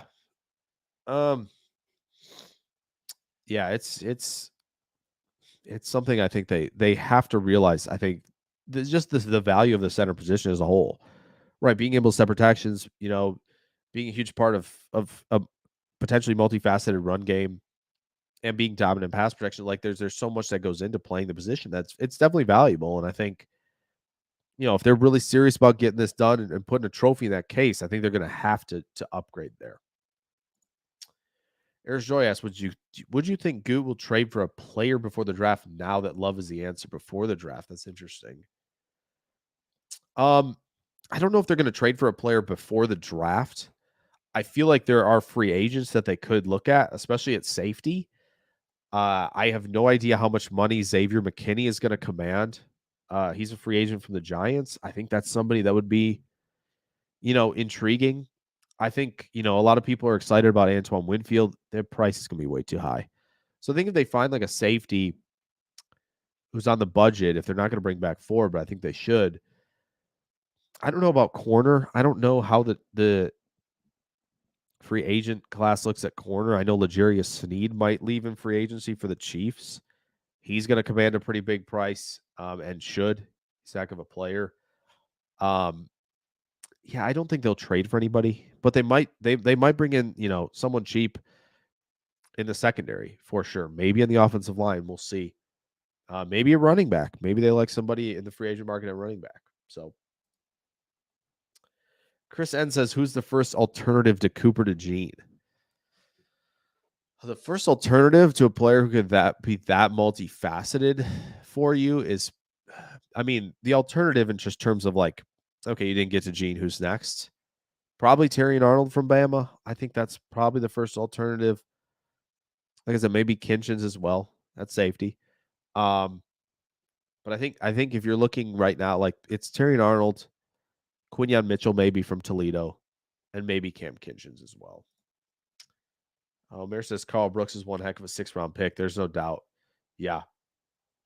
Oh, Murphy was the second-round pick by Green Bay out of A&M that hurt his neck. Okay, in year 2. Okay. Murphy looked like he was going to break out year 2 before the neck, got hurt as a okay. Okay, so Murphy's another with a neck injury. So yeah, maybe they've seen enough of that and they go, Kitchens, that's not good. Like, yeah. Gotcha. Omer says John Runyon Jr. needs to be replaced next season by Ryan. Yeah, I mean, John Runyon Jr. is a free agent, so that creates a potential hole at guard that they're going to have to fix. And I mean, they may give him the job. He may earn it. They're going to bring in depth for sure. And he says DeGuara and Newman have perfected air blocking. They got to go. I think they will. The corner play once you get near 30, it's going to drop. And I think if their plan clearly, to me at least, was like, all right, we're going to give Valentine as much playing time as we can right now and see if he can be one of those guys on the perimeter. We have all this capital. The cornerback class looks good. We're going to reload this thing real quick. So that must be what they thought. Or obviously the trade could have been a Goody versus the locker room type of thing. It's very possible. So yes, on scheme. I assume this is regarding Dylan. Had an O-line could run block and stop running Dylan outside. Yeah, I just think the fit is it's not quite. They had a vision, and maybe DeGuara was part of that vision with Dylan, and it just hasn't materialized. And they kind of tweaked some things to make it work, and Rodgers kind of bought into those tweaks, and then they just never got back to like, okay, well, if we have Jordan Love and we're going to run a lot of I formation, which is what Brian's saying here, that would be good. And like, they're giving, more looks into that where they treat DeGuara maybe as a Kyle Juszczyk, right? That might have been what the plan was. And they go, well, we just can't do that. So yeah, I think that's probably what it is. Oh, Harvey's been comped to Ty Spears. That's interesting. Yes. Sincere Hainsworth from Tulane at center has like 3,800 snaps, if I'm not mistaken. So that's yeah. And Omer says yes, we need a general at center. Yeah, I think it would be nice. Powers Johnson has experience at right guard also. Yes, I do believe that's Brian. That's another good point. If it's something where they would like that player to, if they would like Powers Johnson to play guard, sure. It'll be interesting to see where his stock kind of settles and where the reports are on that, because I think it's going to be him or it's going to be Graham Barton for center one, depending on how people see Graham Barton, right? I just have no idea where Powers Johnson sort of falls. But if they're gonna but I will say, if they're gonna commit to the idea of like Myers isn't it, we're gonna replace him, then I don't hate the idea. I would love to upgrade center. Antoine Winfield Jr., man, Chris says, I would love it. He's just gonna command a lot of money, and he's earned it. He's a stud. So Ayers Joyce says, would love to see a trade for a stud running back or a linebacker. Would be, yeah. I mean, I think they're going to have options in the draft at linebacker. So I do think that, Junior Colson and Edgerrin Cooper are going to be players that like kind of fit the mold a little bit for Green Bay, where they can go, okay, if we want that third linebacker, this is that. So I'm not, obviously trading for a stud would be great, but then you have to pay said stud that huge money.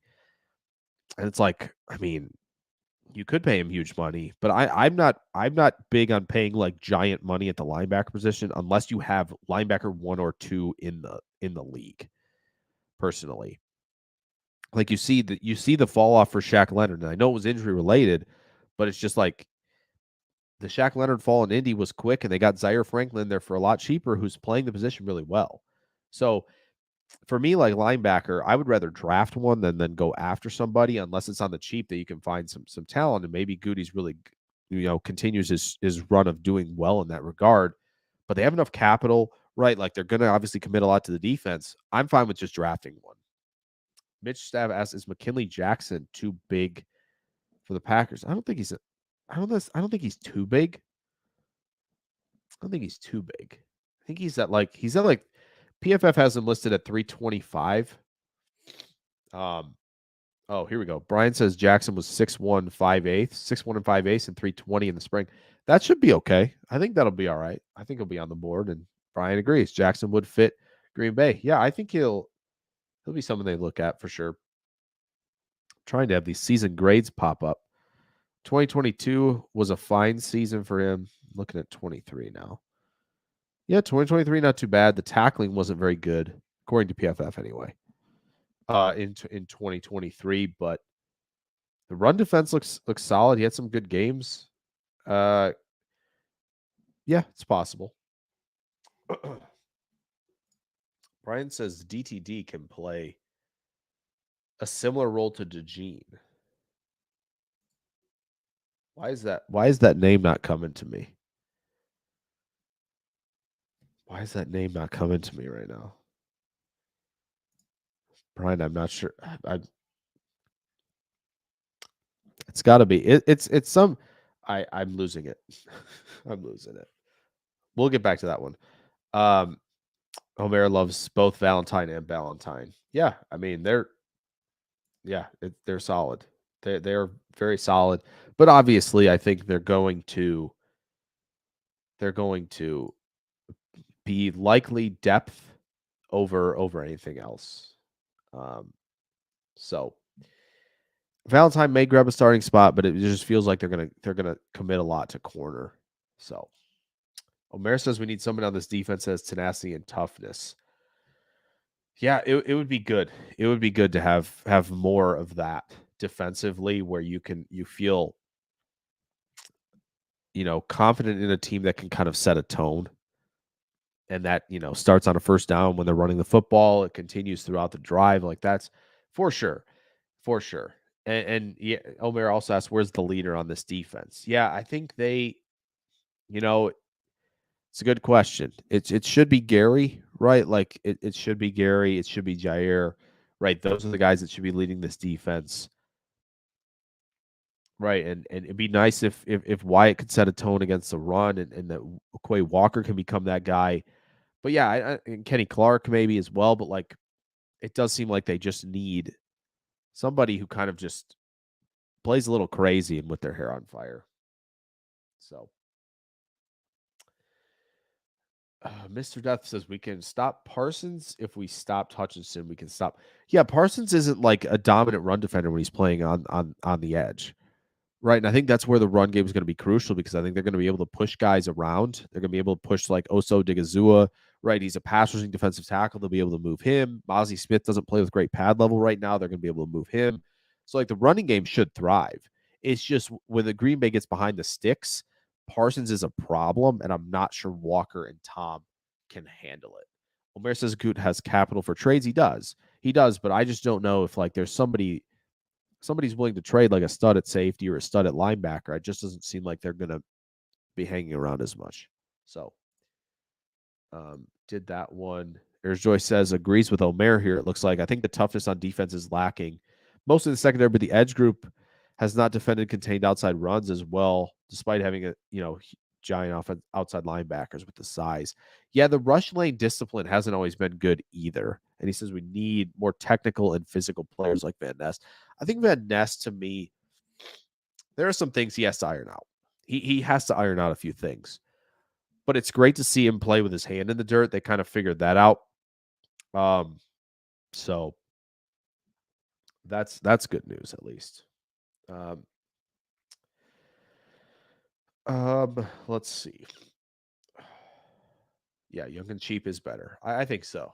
Mr. Dis, I feel like Jair going to play double. I hope Jair plays. I think everybody hopes he does, right? I think Jared can play. We're going to double team CD. I think we will have a good defense because Dak relies on too much on CD while Love spreads the ball more.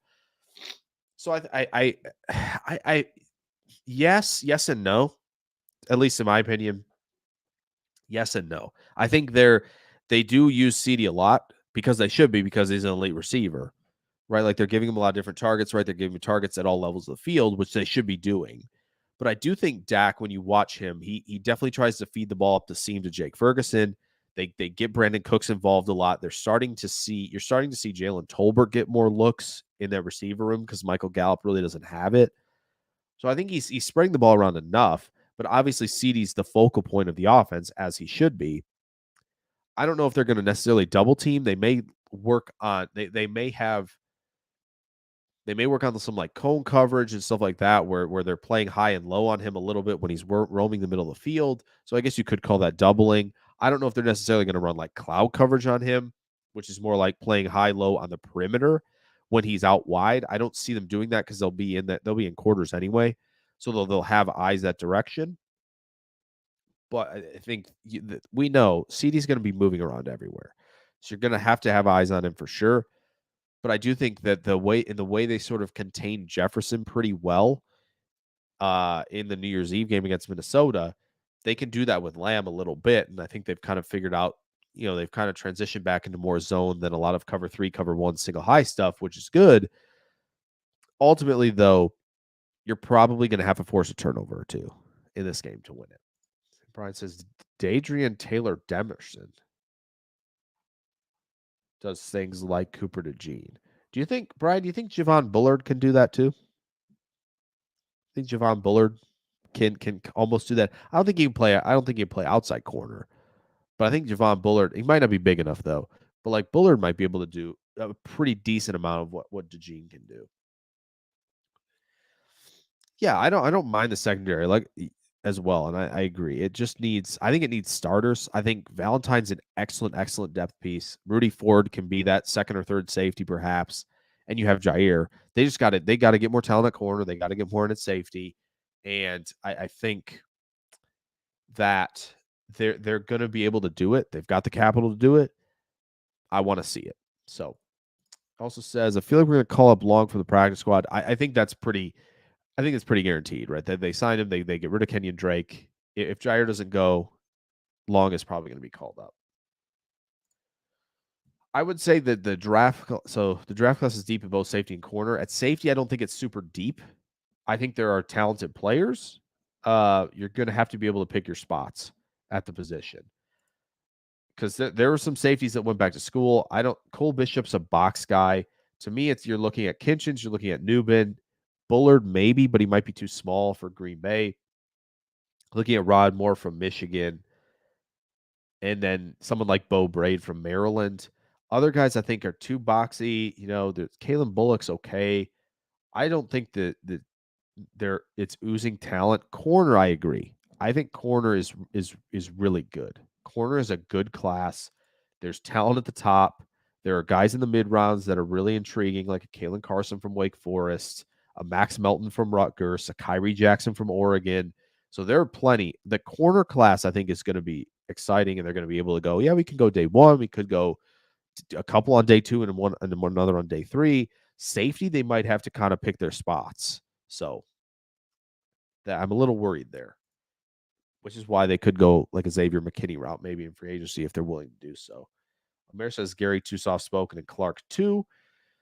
And yes, Jones, yeah, I agree. Kerry and Clark, it's pretty soft spoken. Gary can be loud, but he needs to be, I think, more of an enforcer a little bit too. Yeah, Dallas does struggle against the run, and that's where they're going to have to kind of keep going. And they're going to have to sustain drives, and they're going to have to push people around a little bit and just control the clock, no doubt. It's not deep at safety, but it's definitely better for sure. And yeah, I agree, Brian. That's for sure. So cornerbacks need more than safety, but a stud safety would be nice. Yeah, I think they can. I'll craft a little mock draft when they get eliminated. We'll kind of talk about that for sure. But I think that a stud safety is fine. I think a safety can just handle a lot of duties in quarters, right? In the split field looks. that's just something that they need to have, right? And that's and super there for that. Like I think they can find that. They got to do it early. But yeah, cornerbacks are needed more. The good news is they can spread out with a lot of their capital. All right. We need to have long. Yeah, this is for sure. And I think Omer and you two have both hit on this. We need long drives. Yeah. It'd be great to be able to shorten the game like Kansas City. And even the Chicago game was extremely short, where it was long drives. They just need to finish. And they did in the Kansas City game. They didn't as much in the Chicago game, right? But they kind of, that was kind of self-inflicted. As long as you don't do self-inflicted stuff and you can play a game like Kansas City, you can get ahead of Dallas, let them press. I think you're going to be in good shape. Mitch says, what do you think of Jordan Birch? I like Jordan Birch. He had 27 pressures and 3 sacks this past year. I think there's still work to do technically as a rusher, but I do think genuinely he's listed at 6'6", 290. I think he's a good edge setter and a good run player. Would be a fun player to add in the rotation, especially if he tests well athletically. Like that's a nice player in the edge class where not getting a ton of hype. I'm not sure.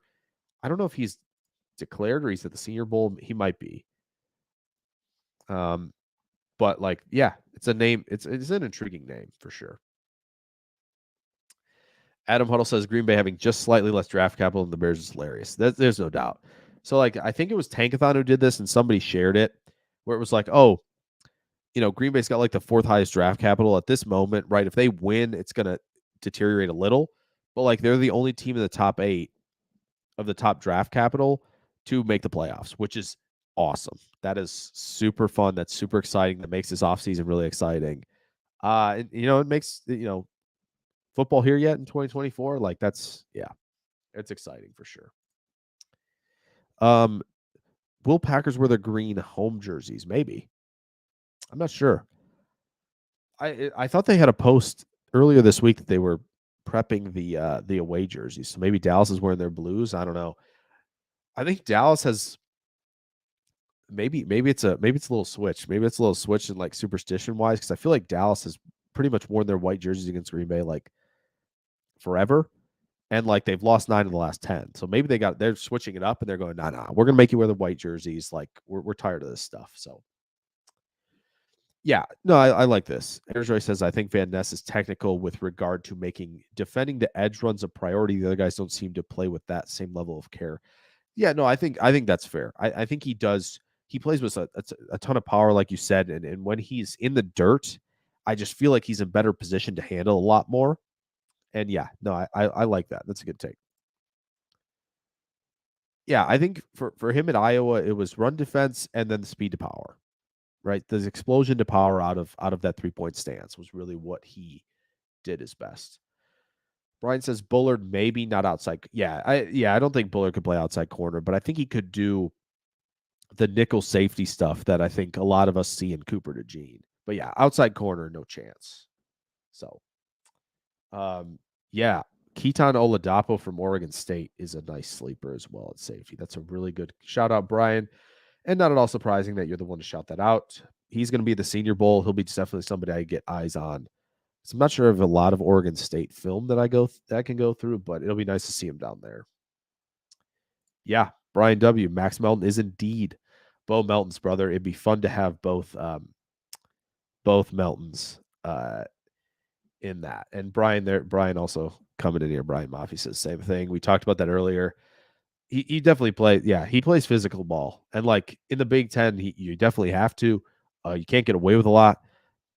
Playing corner, you're right. You're outside runs. You're going to have to take on the assignment that you need to, and he does a pretty good job.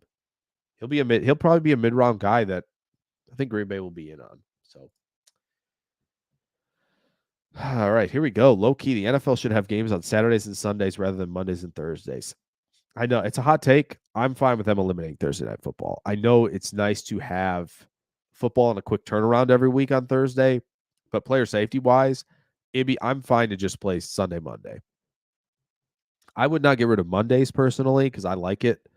I think Mondays usually are just kind of a drag, and having Monday Night Football is a really nice thing. But if they were just Sunday, Monday, I wouldn't be mad at that. And they get rid of Thursdays. Adam, this is a great comment. Love it. Goody needs to handle Dallas tackles like he handled LaFleur post game when they made it playoffs. Yeah, I love that. I love that. That'd be great. That would be great. Brian, yeah, I'm not on the train of them making a run. I think they can win the game this weekend. That means they're going to San Francisco. It's not happening, folks. It's not happening if they go to San Francisco. It'd be cool to make the divisional round. Like that'd be cool. It'd be cool to upset Dallas and beat them again because we always beat them. But like Super Bowl this year is just not happening. It'd be nice to win one game though. They're not winning two, personally, in my opinion, anyway.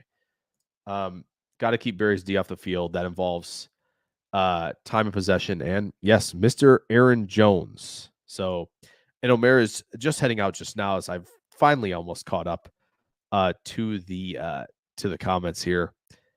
Appreciate you, Omer. Thanks for stopping by. It's always good to have you in here on the Packers stuff because it's nice to be able to just not completely focus on the draft where we kind of got to talk about the Cowboys game as well. And yeah, I appreciate you. I am feeling much better. And next week we are on the train of we're going to have, if you guys haven't voted, here, I'll show this. I'm going to show this really quick for you guys. I'm going to share the screen. So so you guys see this community posts really quick. I don't know if Omer's gone yet. Hopefully not. So right here, have a little poll going on, right, about starting 2020 for NFL draft profiles. It'll just be like 3 to 5 minute videos, just going through strengths and weaknesses, talking about the player, what I've seen on film. It won't be a film breakdown, but it'll be a breakdown of the player. If you want to vote on this poll, awesome. There's a clear leader in the house because I'm pretty sure everybody wants to see Cooper DeJean being broken down, so that's fair.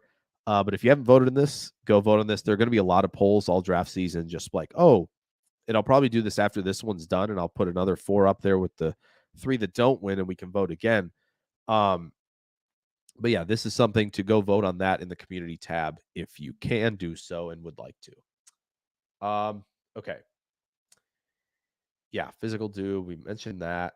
Cheddar cornerbacks wear white gloves. Yeah, definitely. Yeah, I love that. I think that's an absolute necessity. It'd be better, obviously, if Dallas wore white because white gloves go with the green, no problem. It'd be a lot tougher to wear green gloves with blue. Probably not going to work as well, unfortunately. So there you go. Yeah, plays physical. Mitch says Quay Walker's starting to hit his stride. If he plays physical, the Packers will do well. Yeah, I think so. I think he'll be. He's close. It's close. There are games certainly where it doesn't click right, and there are times where it's fully clicking. And when they blitz him from the inside, when guards have to handle him, I like that much more than when they're blitzing him on tackles because I think tackles are fluid and flexible enough to handle him. But guards he can make a mockery of. And that's really what's been nice about that. So, yeah, I don't think you can fully Micah Parsons, Quay Walker. I don't think you can fully do that where you're playing him on the edge. But I love the idea of the attacking the little bit of the A gap and the B gap and kind of like making guards handle him, which is not an easy deal. Donald Krieger, how are you doing? Nice to see you. Feels like maybe first time.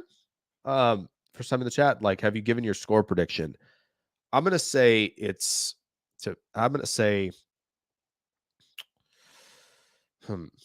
see. I gave one earlier this week, but I want to revise it because I feel like I'm gonna go 34-30 Dallas. I got Dallas winning the game by 4. I think the Packers will cover the 7.5, but I just don't think they're gonna have enough to stop them. And I'm extremely worried, right? If they win the toss and defer, I will be upset. Because I think that if they're playing from behind, it's just going to be really tough. And the defense is going to get worn out. If they don't stop the run, the defense is going to get it feels like if they don't get up 7-0 early, then it could get ugly and they don't cover. But I think they're going to have enough of an offense to compete. And I think they're going to probably force a turnover. If they force 2, I think they might win, but I think they're going to force 1. And I think it's going to give them a short field. They're going to capitalize. So I'm going to say 34-30 Dallas. I do think, I think the coverage skills are solid. I think there are times where maybe he is unfortunately responsible for a receiver that's crossing over the field, and he's just never going to be able to keep up with that. Right? When he has help on top and he has help to his side, right? I think he diagnoses really well with these routes that are designed to space out in the middle of the field or work down the middle of the field, right? He can do that. He has keyed into the quarterback's eyes on several occasions this year and nearly picked passes off. When the quarterbacks are trying to move their eyes somewhere on the boundary to the field, and then they come back to the middle, and Quay's in position to make some plays. He just didn't finish a lot of them this year. He did finish the one, obviously, against Fields in week 1, but he's been close a couple times where picks are there, and he has been really dialed in on the middle of the field, especially in like spacing concepts, horizontal stretch, all that stuff. So, yeah, I agree. Brian says, what do you think about James Williams getting some snaps at linebacker? I think he can be an overhang defender, right? A la, the kind of the JOK stuff that's going on in Cleveland. I think he could potentially do that. He's obviously going to be a player that's hanging around the line of scrimmage, right? You're probably not going to even trust him in the deep half stuff. I just don't feel like that's, really getting the most out of James Williams. So I'm interested to see how he handles it at linebacker. I'm excited to see that. He's a big dude, enforcer type as well. Ayers Joy says the issue with Quay is more his quickness in diagnosing, reacting.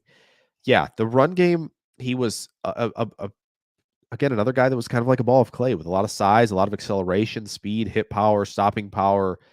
That just, I need to be in the B gap for this. My responsibility is here in the run game. That's where it just has to get quicker. He has to trust himself a little bit. He does kind of give way to the eye candy quite a bit when there's a lot of motion and stuff to kind of do exactly, messing with the linebackers. He kind of falls victim to that a little bit, and that's tough, but he's still ascending and he's still making splash plays, and it does get you excited for his development. He's still a young player. He still might only be 22 at this point. So that's exciting. Yeah, I'm excited to see what Quay can do from here for sure. Airjoy says Campbell looks just like a guy at this point, sadly. He did tweet he's playing injured, and if the injury has hampered him, then I'm a little less concerned about the linebacker position, but it does feel like, once you lose a step, you lose a step, right? And if he has lost a step and he hasn't been dealing with an injury, even though he says he has, I would trust him. I would trust him at face value, right? Campbell seems like a guy that, stand-up guy you can trust what he says, and if he's playing injured, that's fine, and I trust him to come back healthy for next year, but I'd also like to add depth to the room. So Brian said this on Twitter as well. Says, no, Jake, everyone wants Dallas Turner. Yeah, for sure. Especially because he's such a fit in Green Bay at 240 pounds, right? He's such a fit there. Mr. Death says Jordan Love throws 5 touchdowns, 300 yards. Defense holds CD to under 100 yards with a touchdown. Interesting. Okay. I would put it on the screen, but the first word is why I'm not going to put it on the screen. Sorry about that. But yeah, that's 300 yards and 5 touchdowns would be sick. He has his Lamar game. Excellent. I agree though. I think CD will score. So there you go. Yeah, so much of the linebacker position is diagnosing, processing skill, processing speed, while handling a lot of duties at the position. Like the linebacker position is a tough position to play, and I think that's why it's so hard, because we don't, like, when we're scouting the linebacker position right out of the draft, we're not in the room defensively, so we don't know quite what the assignment is. There are some times where the assignment seems very clear, right? Especially when, a good diagram would be like if a linebacker is supposed to replace like a defensive end that's kind of crashing down, where like, oh yeah, they just have the outside, they're replacing on the edge, that's their assignment. Those plays are easier to be like, that's what's happening, that's what the linebacker is responsible for. it's a lot more complicated when the run game and like, okay, this guy needs to be taking on, this and all this. And like, there's a lot that goes into position, but eyes and run fits and reading downhill is a huge part of playing the position. So that's kind of it's tough.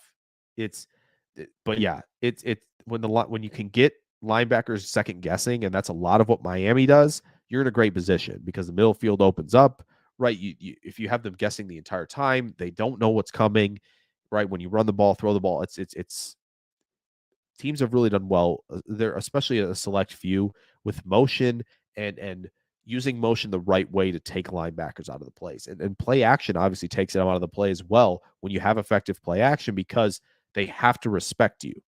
And so that's, where these top coordinators and coaches are really taking advantage right now. Hold on a minute, Brian. Hold on a minute. Kingsley Suamataia is listed as a guard? I don't like that one bit. I don't like that at all. What? Are you serious? Is he really? I'm going to the Senior Bowl website right now, Brian. I need to know. That's real? Sad. But it's a player that probably fits anyway. Man, I can't believe that. Oh, wait, the website's just going to list O-line. What am I doing? I have to go to Twitter, don't I? Man, that's such a shame if that's the case. Brian, I trust you. I assume that's who you're talking about. That stinks. I don't like that one bit. Donald says it's crazy to think of all the capital put into defense. And realistically, that's where all the capital needs to continue to go, aside from maybe O-line and running back, in my opinion. Yeah. They got to figure it out, man. They keep I think the one thing on defense is what they're doing, and this is I think the problem. They're swinging on traits upside and they're believing in an ascension, right? Based on athletically who they believe the player can be. So they're taking a lot of these big home run swings. Van Ness, Wyatt, Walker, Savage, right? They're taking a lot of these big swings athletically in a position where you go, wow, look at all this just brimming with athletic traits and upside, and we believe that they can ascend. Rather than kind of being like, well, this guy's a really good player and he's got some upside to him, right? But he's already really good and he's solid, and maybe he's not the best athlete on the planet, right? But he just does everything really well. And like they're foregoing some doubles and in the first round for home runs. And I think that's the process they've had, and that's the process they're sticking to, and it's just not quite working. Like with Gary, it worked. Right. With Jair, it worked, but Jair was already a good player. Like he was my cornerback one over Denzel Ward. I think it's pretty dicey. I don't know whether you'd say that was correct or not, but like he was already really good. And so that felt like the one where it was like, oh yeah, nice. This isn't like this super duper crazy home run swing, but a lot of these other picks are. Stokes was another one that was a big swing. And it's like, yeah, that's probably why they're doing this, but they're swinging on young guys and they believe in their process. Just hasn't quite worked, and maybe they got to maybe slightly tweak that. That would be nice. Joseph S., hello, good evening. He says, have seen a lot of folks hyping Cooper DeJean in round one for the Packers. Thoughts? Joseph, you have come to the right place. I would say this chat is very in on Cooper DeJean, just especially because the versatility he gives you. And I'm working on an article right now where I'm going through every Cooper DeJean snap of the last 2 years. So that's a lot to go through. And it's just you see how much he oozes athleticism in terms of the closing speed. The versatility is exceptional. He can play nickel. He can fill against the run. His tackling is exceptional. I think he can play some safety if you gave him the opportunity to do so. And then at outside corner, I think there are things he does well. There's things you probably don't want to put him in situation X versus situation Y, but he can hang out there at corner. And so all of that built into one just tells me like, okay, versatility, the secondary needs help. He can play inside and out. Like, this is excellent. He's probably going to test well enough for Green Bay to really like him. He's big, strong player. I think he's really good when like, okay, I know the angle I need to take when there's a lot of switching and maneuvering going on in man coverage. Even when he has to match, and they're switching like with in and out technique, right? Where you have a corner, two corners up, and one's in the slot, one's on the perimeter, and they have to just communicate to switch. And with all that in and out technique, he's good there too. So there's a lot that I think is working in his favor. I really like his speed turn. I think he sinks his hips well when he's deciding to change direction versus just trying to like pivot and plant. There's so much to like. I think he fits really, really, really well. So Mitch says Packers start their dynasty run Sunday. And no, I don't drink. Yeah, I think it would be monumental, truthfully, just to win the game on Sunday.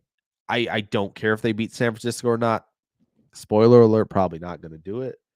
But I think that the offense is trending in the right direction. They look great. They're super young. If the defense can just find some guys who are reliable, smart, communicative, tough, enforcing, like they can find those guys, they're going to be in such a great position. Right? And like, it's exciting, is it not?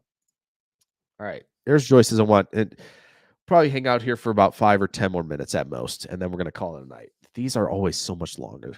It's nice though. Joy says, and my voice is going a little bit because it's been nearly 2 hours. Draft night's a lot longer, 4 or 5 hours. Luckily, I usually have some help, which is good. Joy says, I want Green Bay to get coached from either Ravens or the Browns. AFC North just knows defensive football. Even if it's just a position coach, would be so valuable in shifting culture. Yeah, I think the Ravens have some guys that I know Ryan has talked about in his pod a lot about too, where you just find a young guy, passing game coordinator maybe, or an assistant defensive coach like that you believe is an ascending coach. And yeah, I think a lot of people are going to be plucking from the Ravens, from Michigan maybe as well, like Jesse Minter, because that's a similar defense. McDonald came from Michigan at one point in time. He's been there, so he knows, and he brought that to Baltimore. So yeah, I think that route is the route they should take. I would love to have Minter from Michigan, give him a big old raise and tell him, let's go to the NFL. Let's go play for a team that's also got yellow in their colors, Midwest tough. Let's make them Midwest tough. I think that'd be great. Well, three of the teams did make the playoffs. The only team that missed the playoffs was 9-8, and they lost Burrow. So, yeah, it delivered. This was the first time I think where we hyped up a division to be like, this is going to be really tough, really, really good, and it delivered. So, I think, yeah, that division is insane. The 9-8 Bengals finished last. The 9-8 Buccaneers won the division. So, yeah, it's a crazy division. It was awesome. It was a lot of fun though. Yeah, the Bengals did unfortunately miss, but they were 9-8. So I mean, like that's like essentially like, and without Burrow too for the last like 5-6 games. So it was like that's insane just to think about. Joseph says Wink Martindale Giants could be a good choice. Yeah, it just seems like to me, from what everybody says as well, it's like he just seems to be a dividing presence in the locker room. I don't know why that happens. Where like head coaches are like, I just don't want you here anymore. Like the Giants, the Ravens, I don't know why that's happening. That's my only concern. Arizona says players with upside need to have attention to detail to make it translate, period. Yeah, Green Bay needs to find guys who are going, they believe have that attention to detail. And it just seems like they haven't quite figured that out. But he says, but yeah, Green Bay needs to get more polished players. Yeah, I just think that's, and not doing it during the last dance, the final Rodgers years, that kind of, yeah, a little bit. Like I get the Gary swing. That was fine because you already had Preston and Za'Darius there. So it didn't really harm you a whole lot to be like, okay, we're going to bet on the upside here. And if he eventually replaces, we're good. The Savage pick, the Stokes pick, it just not quite. Would have rather had Asante Samuel Jr. And like that's where I was at. And I think that stepping back and kind of seeing that from a perspective of like, okay, we've seen kind of Goody's body of work. It's a pretty big body of work at this point, and you kind of see, okay, this is kind of what's been going on. Period with Rodgers, contribute now type guys. Yeah, they just they find those guys later. They don't want those guys early, it seems.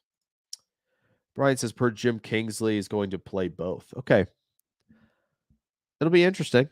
I always the fascinating part of the Senior Bowl is the guys who go down there to play multiple positions. So okay.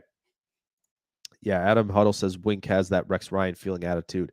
Yeah, that's the concern.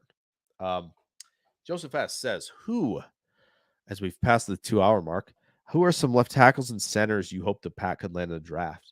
Sorry if this was covered earlier or late arrival. Yeah, no problem. Yeah, we'll talk about that. We'll talk about a few guys. So I Joseph, here's what I'm going to tell you. I know, so you're probably seeing in mock drafts right now. Let's pull this up, actually. We have it here. We'll pull up the consensus board here just so we have the names up so for people can see them. So I think when you look at, like, obviously these two are fits. Joe Alt and Ola Fashanu are fits, right? They're not going to be available with Green Bay picks. These three right here are getting mocked to Green Bay a lot because they're in the same range. J.C. Latham, Amarius Mims, Taliesa Fuaga. Those guys are just not fits. They are not players that Green Bay is like. They are not players that Green Bay drafts at the tackle position. They're all a lot bigger. Fuaga's near 330.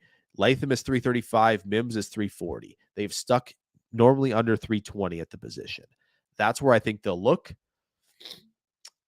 Fatanu is like somebody who's right on the cusp of potentially being a fit. He's just more likely a guard in Green Bay's eyes, although I would really like to see them take him because I think he fits a lot of things, not everything, but I like him. Jordan Morgan's a definite fit. This is the profile they like at the position. Brian did drop you some names as well, Joseph. I'll go through them, though. Kingsley Suamataia, I think, fits for sure. He is 20 years old. He's like 6'6" and like 315 or 318. Like, that's more of the type they like. Patrick Paul is 6'7", 315. This is a player they like. Guyton's a bigger guy. He's more like these guys up top here. Doesn't seem like a fit to me. I think Kieran Amagaji would fit from Yale. I think he would fit. He's coming off an injury, though, so we'll see on that. This is a definite one, and Brian did bring this up as well. He did bring up Javon Foster from Missouri. Definite fit here. He is a really, really good pass protector. Actually does some pretty solid stuff in the run game. Has a lot of experience at left tackle. I think that's a fit. He did bring up, I don't know if he's on here, Brian. Delmar Glaze might not be on this board. What? How is he not here? Is he interior on this thing? Maybe he is. Maybe he is. That's kind of surprising. They have him listed as an interior player? They do. That's weird. How about that, Brian? Yeah, so Brian mentioned Delmar Glaze. Is he really? That's weird because that's not where I have him listed. But he was maybe he's 320. Really? This is what PFF has. He's him at 315. Interesting. Well, we'll see. We'll see at the weigh-ins. Maybe Suamataia is not a fit, Joseph. Could be my bad. We'll see. Brian did post a few here at center. The most obvious one is Jackson Powers Johnson for sure. Like, this is their type. He's really good at everything. Would love it. I did bring up Bo Limmer a little earlier. He's going to be at the Senior Bowl. I like him. Or no, maybe he isn't. Isn't he a late ad? I think he's a late ad. The Senior Bowl emblems by guys who are at the Senior Bowl. I'm pretty sure he was a late ad. Bo Limmer was from Arkansas. I like him a lot as a fit too. Brian did put him down. Sincere Hainsworth was another one. I don't know how far down he is on the list here. Goodness sakes. Yeah, there he is from Tulane.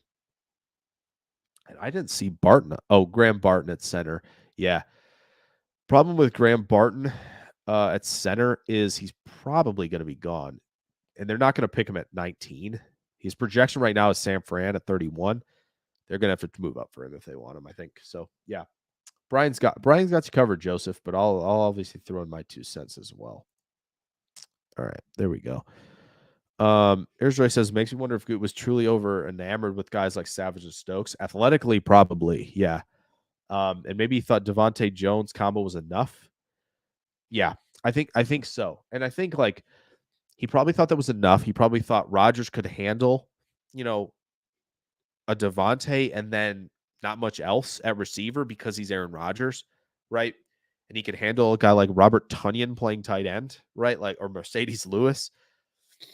Right. And he was like, we're not going to worry about that. We'll try Jay Sternberger. It didn't work. Right. But it does seem like athletically, Goody gets enamored with guys and where they could be. And, I think that's kind of where he's been at for the most part. And he definitely went heavy at receiver here for Love, which I think was a smart call because I think when Rodgers entered, they had given Rodgers a lot at receiver, right? Driver, Jennings, Jones, Nelson, and then Cobb in 2011. They had a lot there. And that's exactly what they did here. It's like, all right, we're going to bring in as many guys as we can. Young guys work with Love. And they definitely did that. So I think it's just like an era of like, this is the start of an era. We got to have a lot in here. Maybe he's learning his lessons. Hope so. Just go get smart players. It does seem like day 3, they're finding guys who are maybe not littered with a bunch of upside and on day 2 a little bit as well, where they're kind of going, yeah, let's get this guy who plays some reliable ball, like Zach Tom, extremely reliable.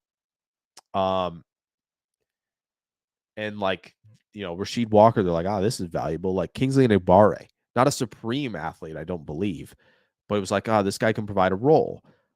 Carl Brooks, right? Like good pass rusher. This is what we kind of want at the position. And so like they've definitely done that. And I think Romeo Doubs is a great example of that too. Like a reliable possession receiver.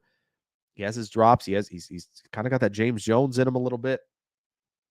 But like he's definitely done better. And I just want to see it happen in round one time. One time. It would be nice. So, but I'm not sure. I feel like Terry Arnold's like in that vein of like ascending player. We'll see. We'll see. Could be it could be a shift in philosophy. It's possible. Yeah, Brian. I don't think they don't have Jalen. I don't know if they. Oh, there's a player they don't have. There's a player they don't have in their simulator right now that I'm. Yeah, they don't have Jalen Wright in their simulator either. I don't know why. Because usually you click on like the running backs in there and you can see their zone and gap grades when you click on them in the mock draft simulator. And I'm like trying to click on that for Jalen Wright and I can't, and he's not there. It's annoying. Have I heard if Matthew Lee is in? I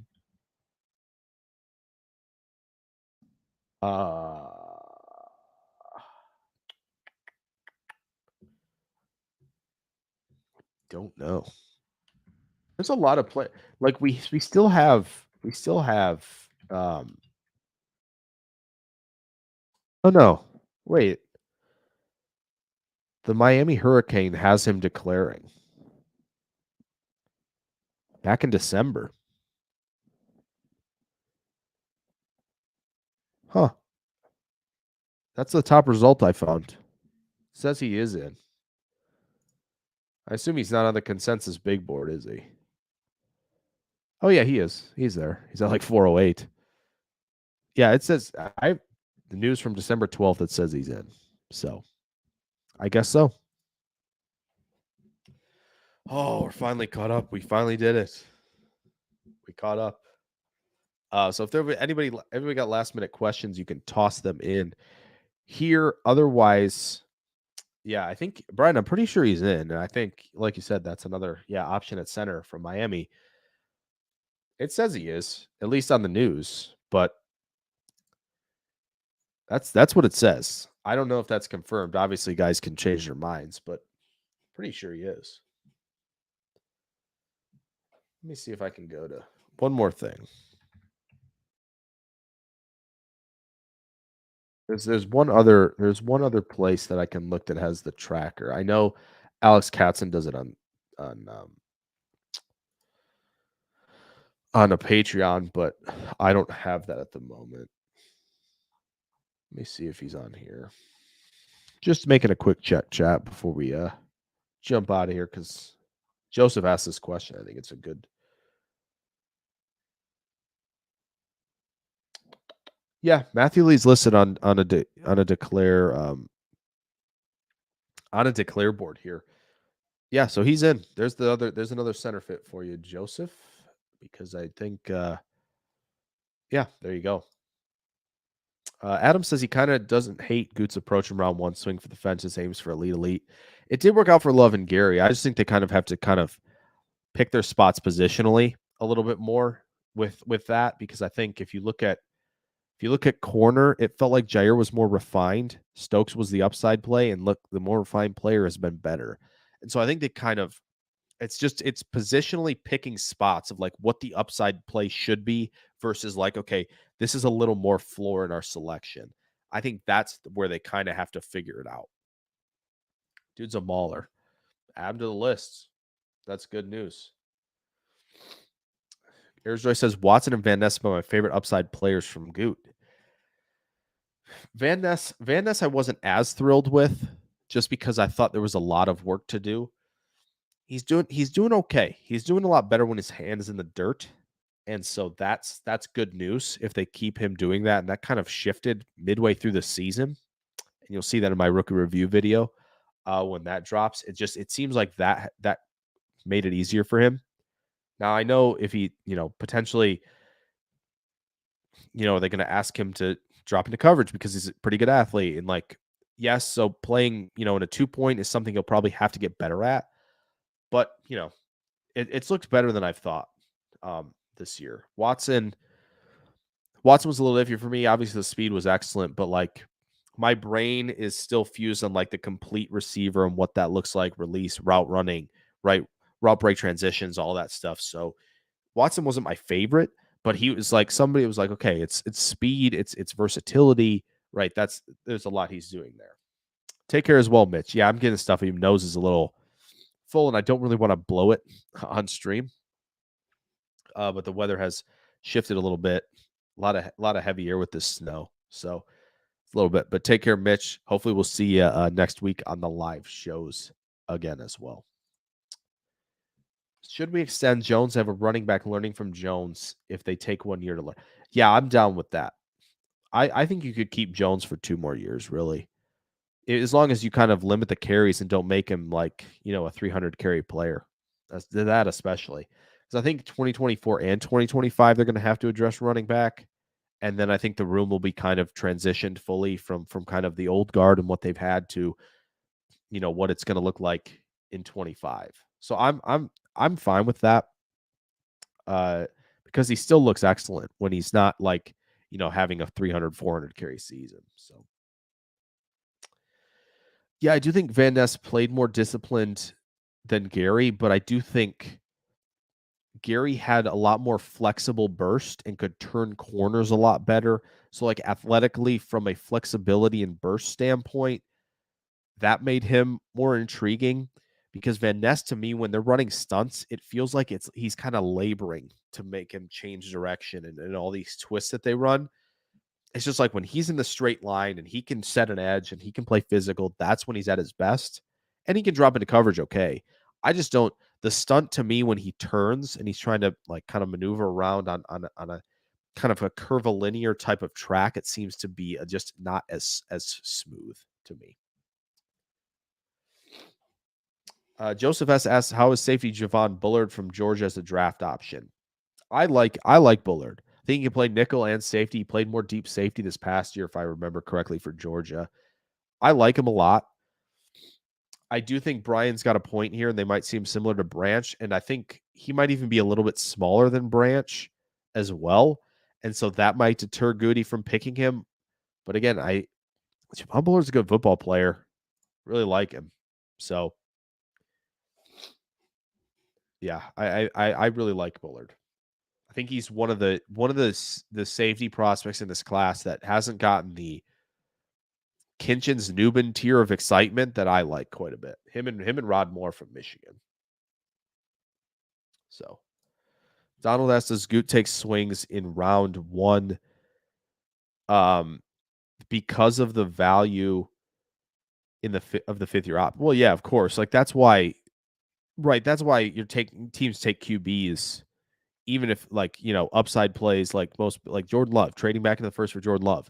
That was a 5th-year option play, right? The Ravens going to get Lamar Jackson, like that was a 5th-year option play. So for a lot of premium positions like tackle, like edge rusher, like corner, receiver, it's nice to have that 5th-year option before the extension for sure. And so like big swings like that, especially, yeah, Donald, for like young players who are 20, 21 years old, who are hitting that 5th year at 24, 25 for a second contract that maybe can become a third contract. Like that's the upside swing. That's a home run swing. That's for sure. But like, I think you can still, even with juniors, find guys, we're hitting that 5th-year option, but are already solid players. So it's a tough balance. Like, I'm not saying this is an easy thing. Maybe I've made it seem that way, but obviously it's a lottery, right? And so Green Bay they're not playing the dime stuff. They're not playing like they're not betting. They're not betting like a -150 thing. Like if they were in Vegas, they aren't betting like on a favorite necessarily, right? They're more doing the thing of like, yeah, we're going money line plus 800 money line. We're doing that. Like that's where they're at. And like, obviously pros and cons to both, right? The approach that I'm saying of like trying to hit more doubles, it doesn't always work either.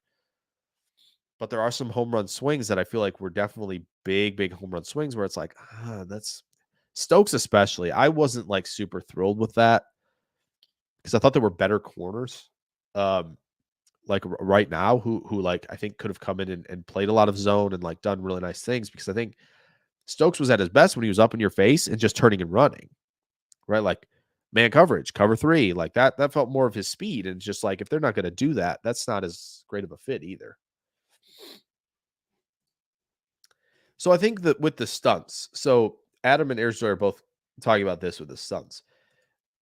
The closing speed is there. My issue is like, right, being able to turn and kind of sometimes navigate traffic that's flying at you in all directions. He just doesn't seem as nimble, right? He's not as super nimble, super flexible. Like it takes a little bit of time, but then he gets up to speed, and then that closing speed is really good. And that closing speed is obviously really good as well when you have, that type of speed to power, that explosiveness that you can generate into power, which he does out of that 3-point stance. So when he's in the straight line and when he gets himself into a straight line when he's running, then it's like, here we go. And that type of explosiveness and closing speed turns into ridiculous hit power, stopping power. No doubt about it. There's no doubt about it. But I do think the flexibility, the nimble play, like navigating to kind of trim an edge to get around that twist just a little bit more efficiently to affect a quarterback, I think that has to get a little bit better, especially for a guy as athletically gifted as he is. So the flashes are there, but when the flashes become consistency, then we've got something. So, oh no, this is a great point by Mitch too. On a sack, Van Ness just stood the tackle up, pushed him back. They did the right thing. The Packers got Van Ness, and I'm going to credit Joe Barry on this, or whoever pointed this out. First half of the season, they're sitting there. They're letting Van Ness play on the 2-point stance.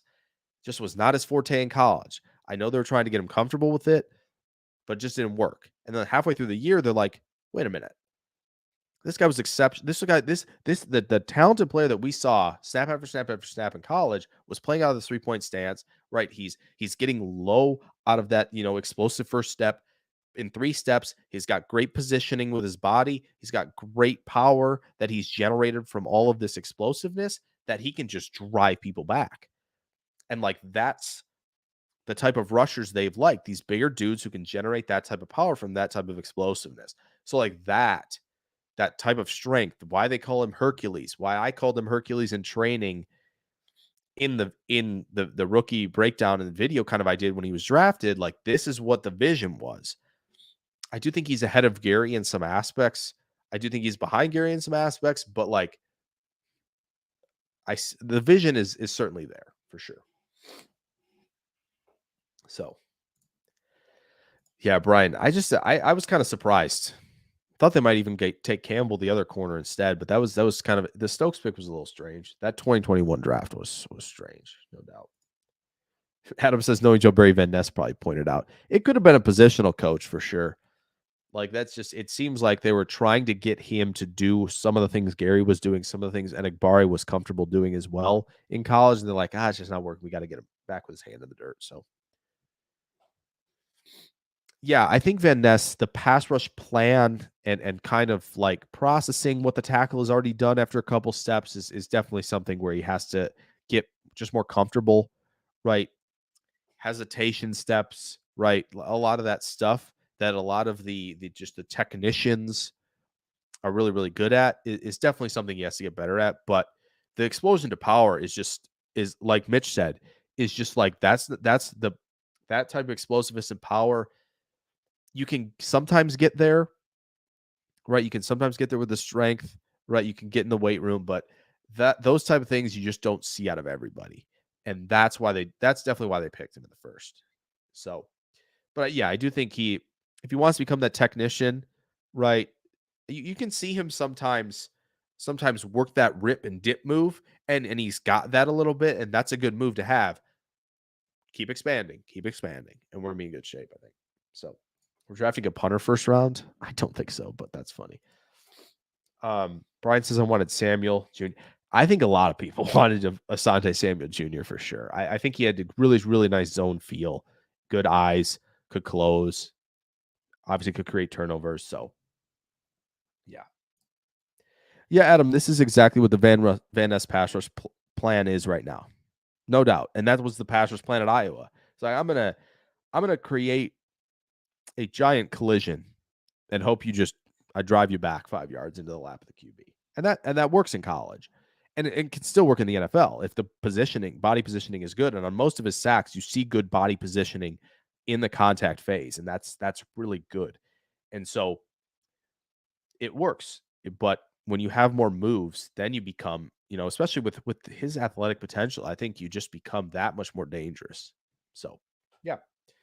All right, final questions. We're gonna and then we're gonna kind of get out of here in a minute or two. But I appreciate you guys sticking around for a long time. Obviously, appreciate Brian Maffey for coming on tonight. I don't imagine that will be the last time guys will see him. So I think he'll be able to jump on and give a lot of great info as he always does. It was a treat to have him. Brian, Ayers-Joy, Mitch, Adam, Donald, Joseph, Mr. Death. It was great to have you guys on here, and a few of you that were new, which is nice. Omer, obviously, Brian W. as well. Both Brian's obviously coming in clutch tonight. That was a lot of fun. So it was great to see a lot of people. I know Chris was in here for a little bit too. It was great. This is a lot of fun, and I'm always glad to see the same cast of characters showing up. Ian as well early in the show. He was here too. MJ was here early in the show. So yeah, it was nice to see you all. And it's always nice when a couple new people kind of jump in and, it's always fun. And no worries, obviously, if you're jumping in late and we have to circle back to something we may have talked about earlier. I don't care. That's not a big deal.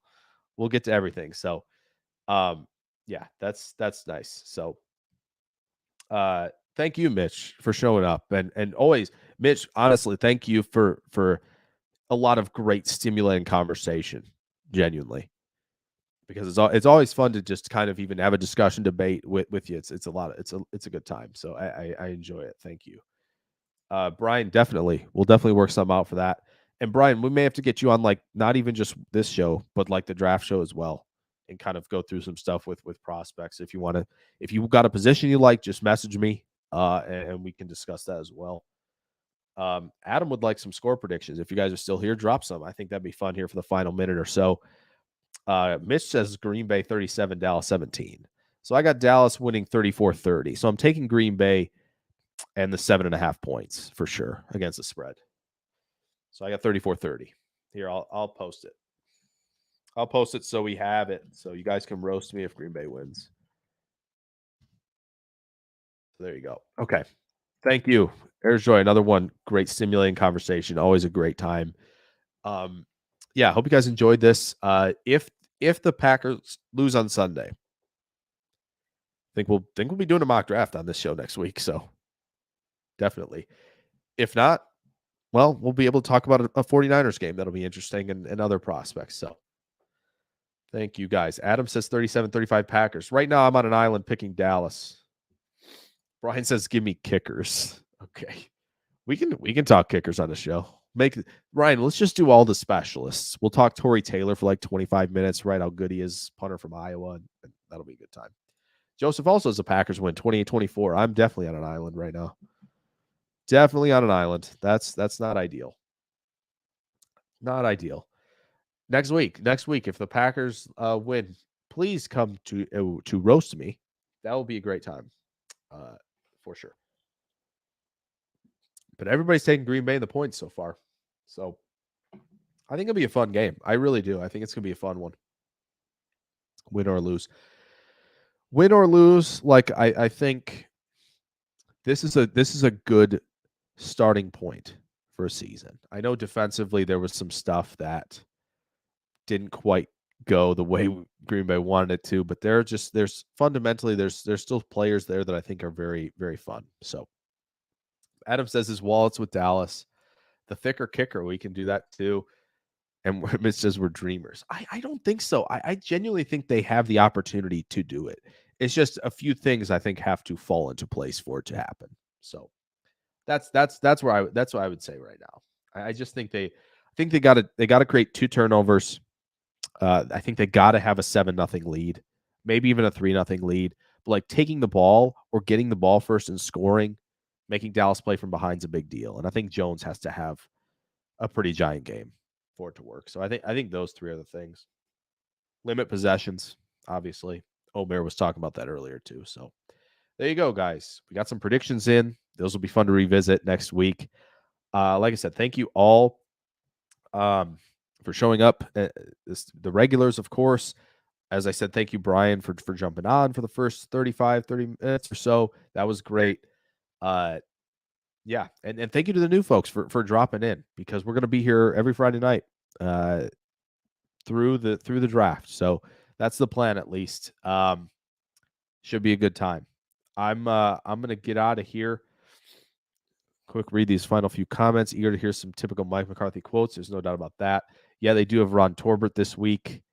Concerning. Yeah, maybe somebody slaps a helmet and we get a roughing the passer. Right, that could happen. Thank you, Adam, for being here every week. Appreciate you. And yes, Mitch, we definitely got to get Dak on the ground. All right, I'm going to jump off here. It's almost been 2.5 hours. That's what's awesome about the Q&A stuff. This is why we have a good time with it.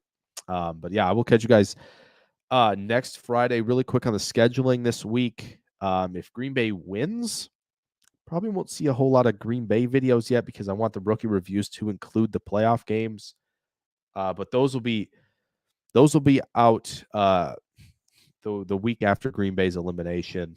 Probably put a Green Bay mock draft on this show. That'll be coming. But that poll I showed earlier, if you voted on that or haven't yet voted, go to the community tab and vote there. But it looks like next week we're going to have draft profile videos on Malik Neighbors, Olu Fashanu, Dallas Turner, and of course everyone's favorite, Cooper DeJean. So those should be on the docket next week. There might be a couple other like rookie film reviews or some other film reviews on some guys like Addison, maybe. I think will be on the list next week, and potentially Puka as well if the Rams get eliminated. So yeah, there'll be a lot coming on the channel from a draft perspective, from rookie perspective, maybe some team videos. So there's a lot. And I've got some fun things for the Packers as well. So thank you guys so much. Yes, Brian, I'm always excited for a Star Wars movie. Any of them, even Last Jedi, I'm excited. It'll be good.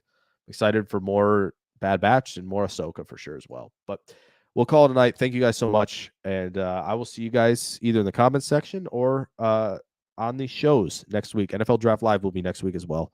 Not sure what the topic is yet, but we'll figure something out. Thank you guys. Enjoy your weekend.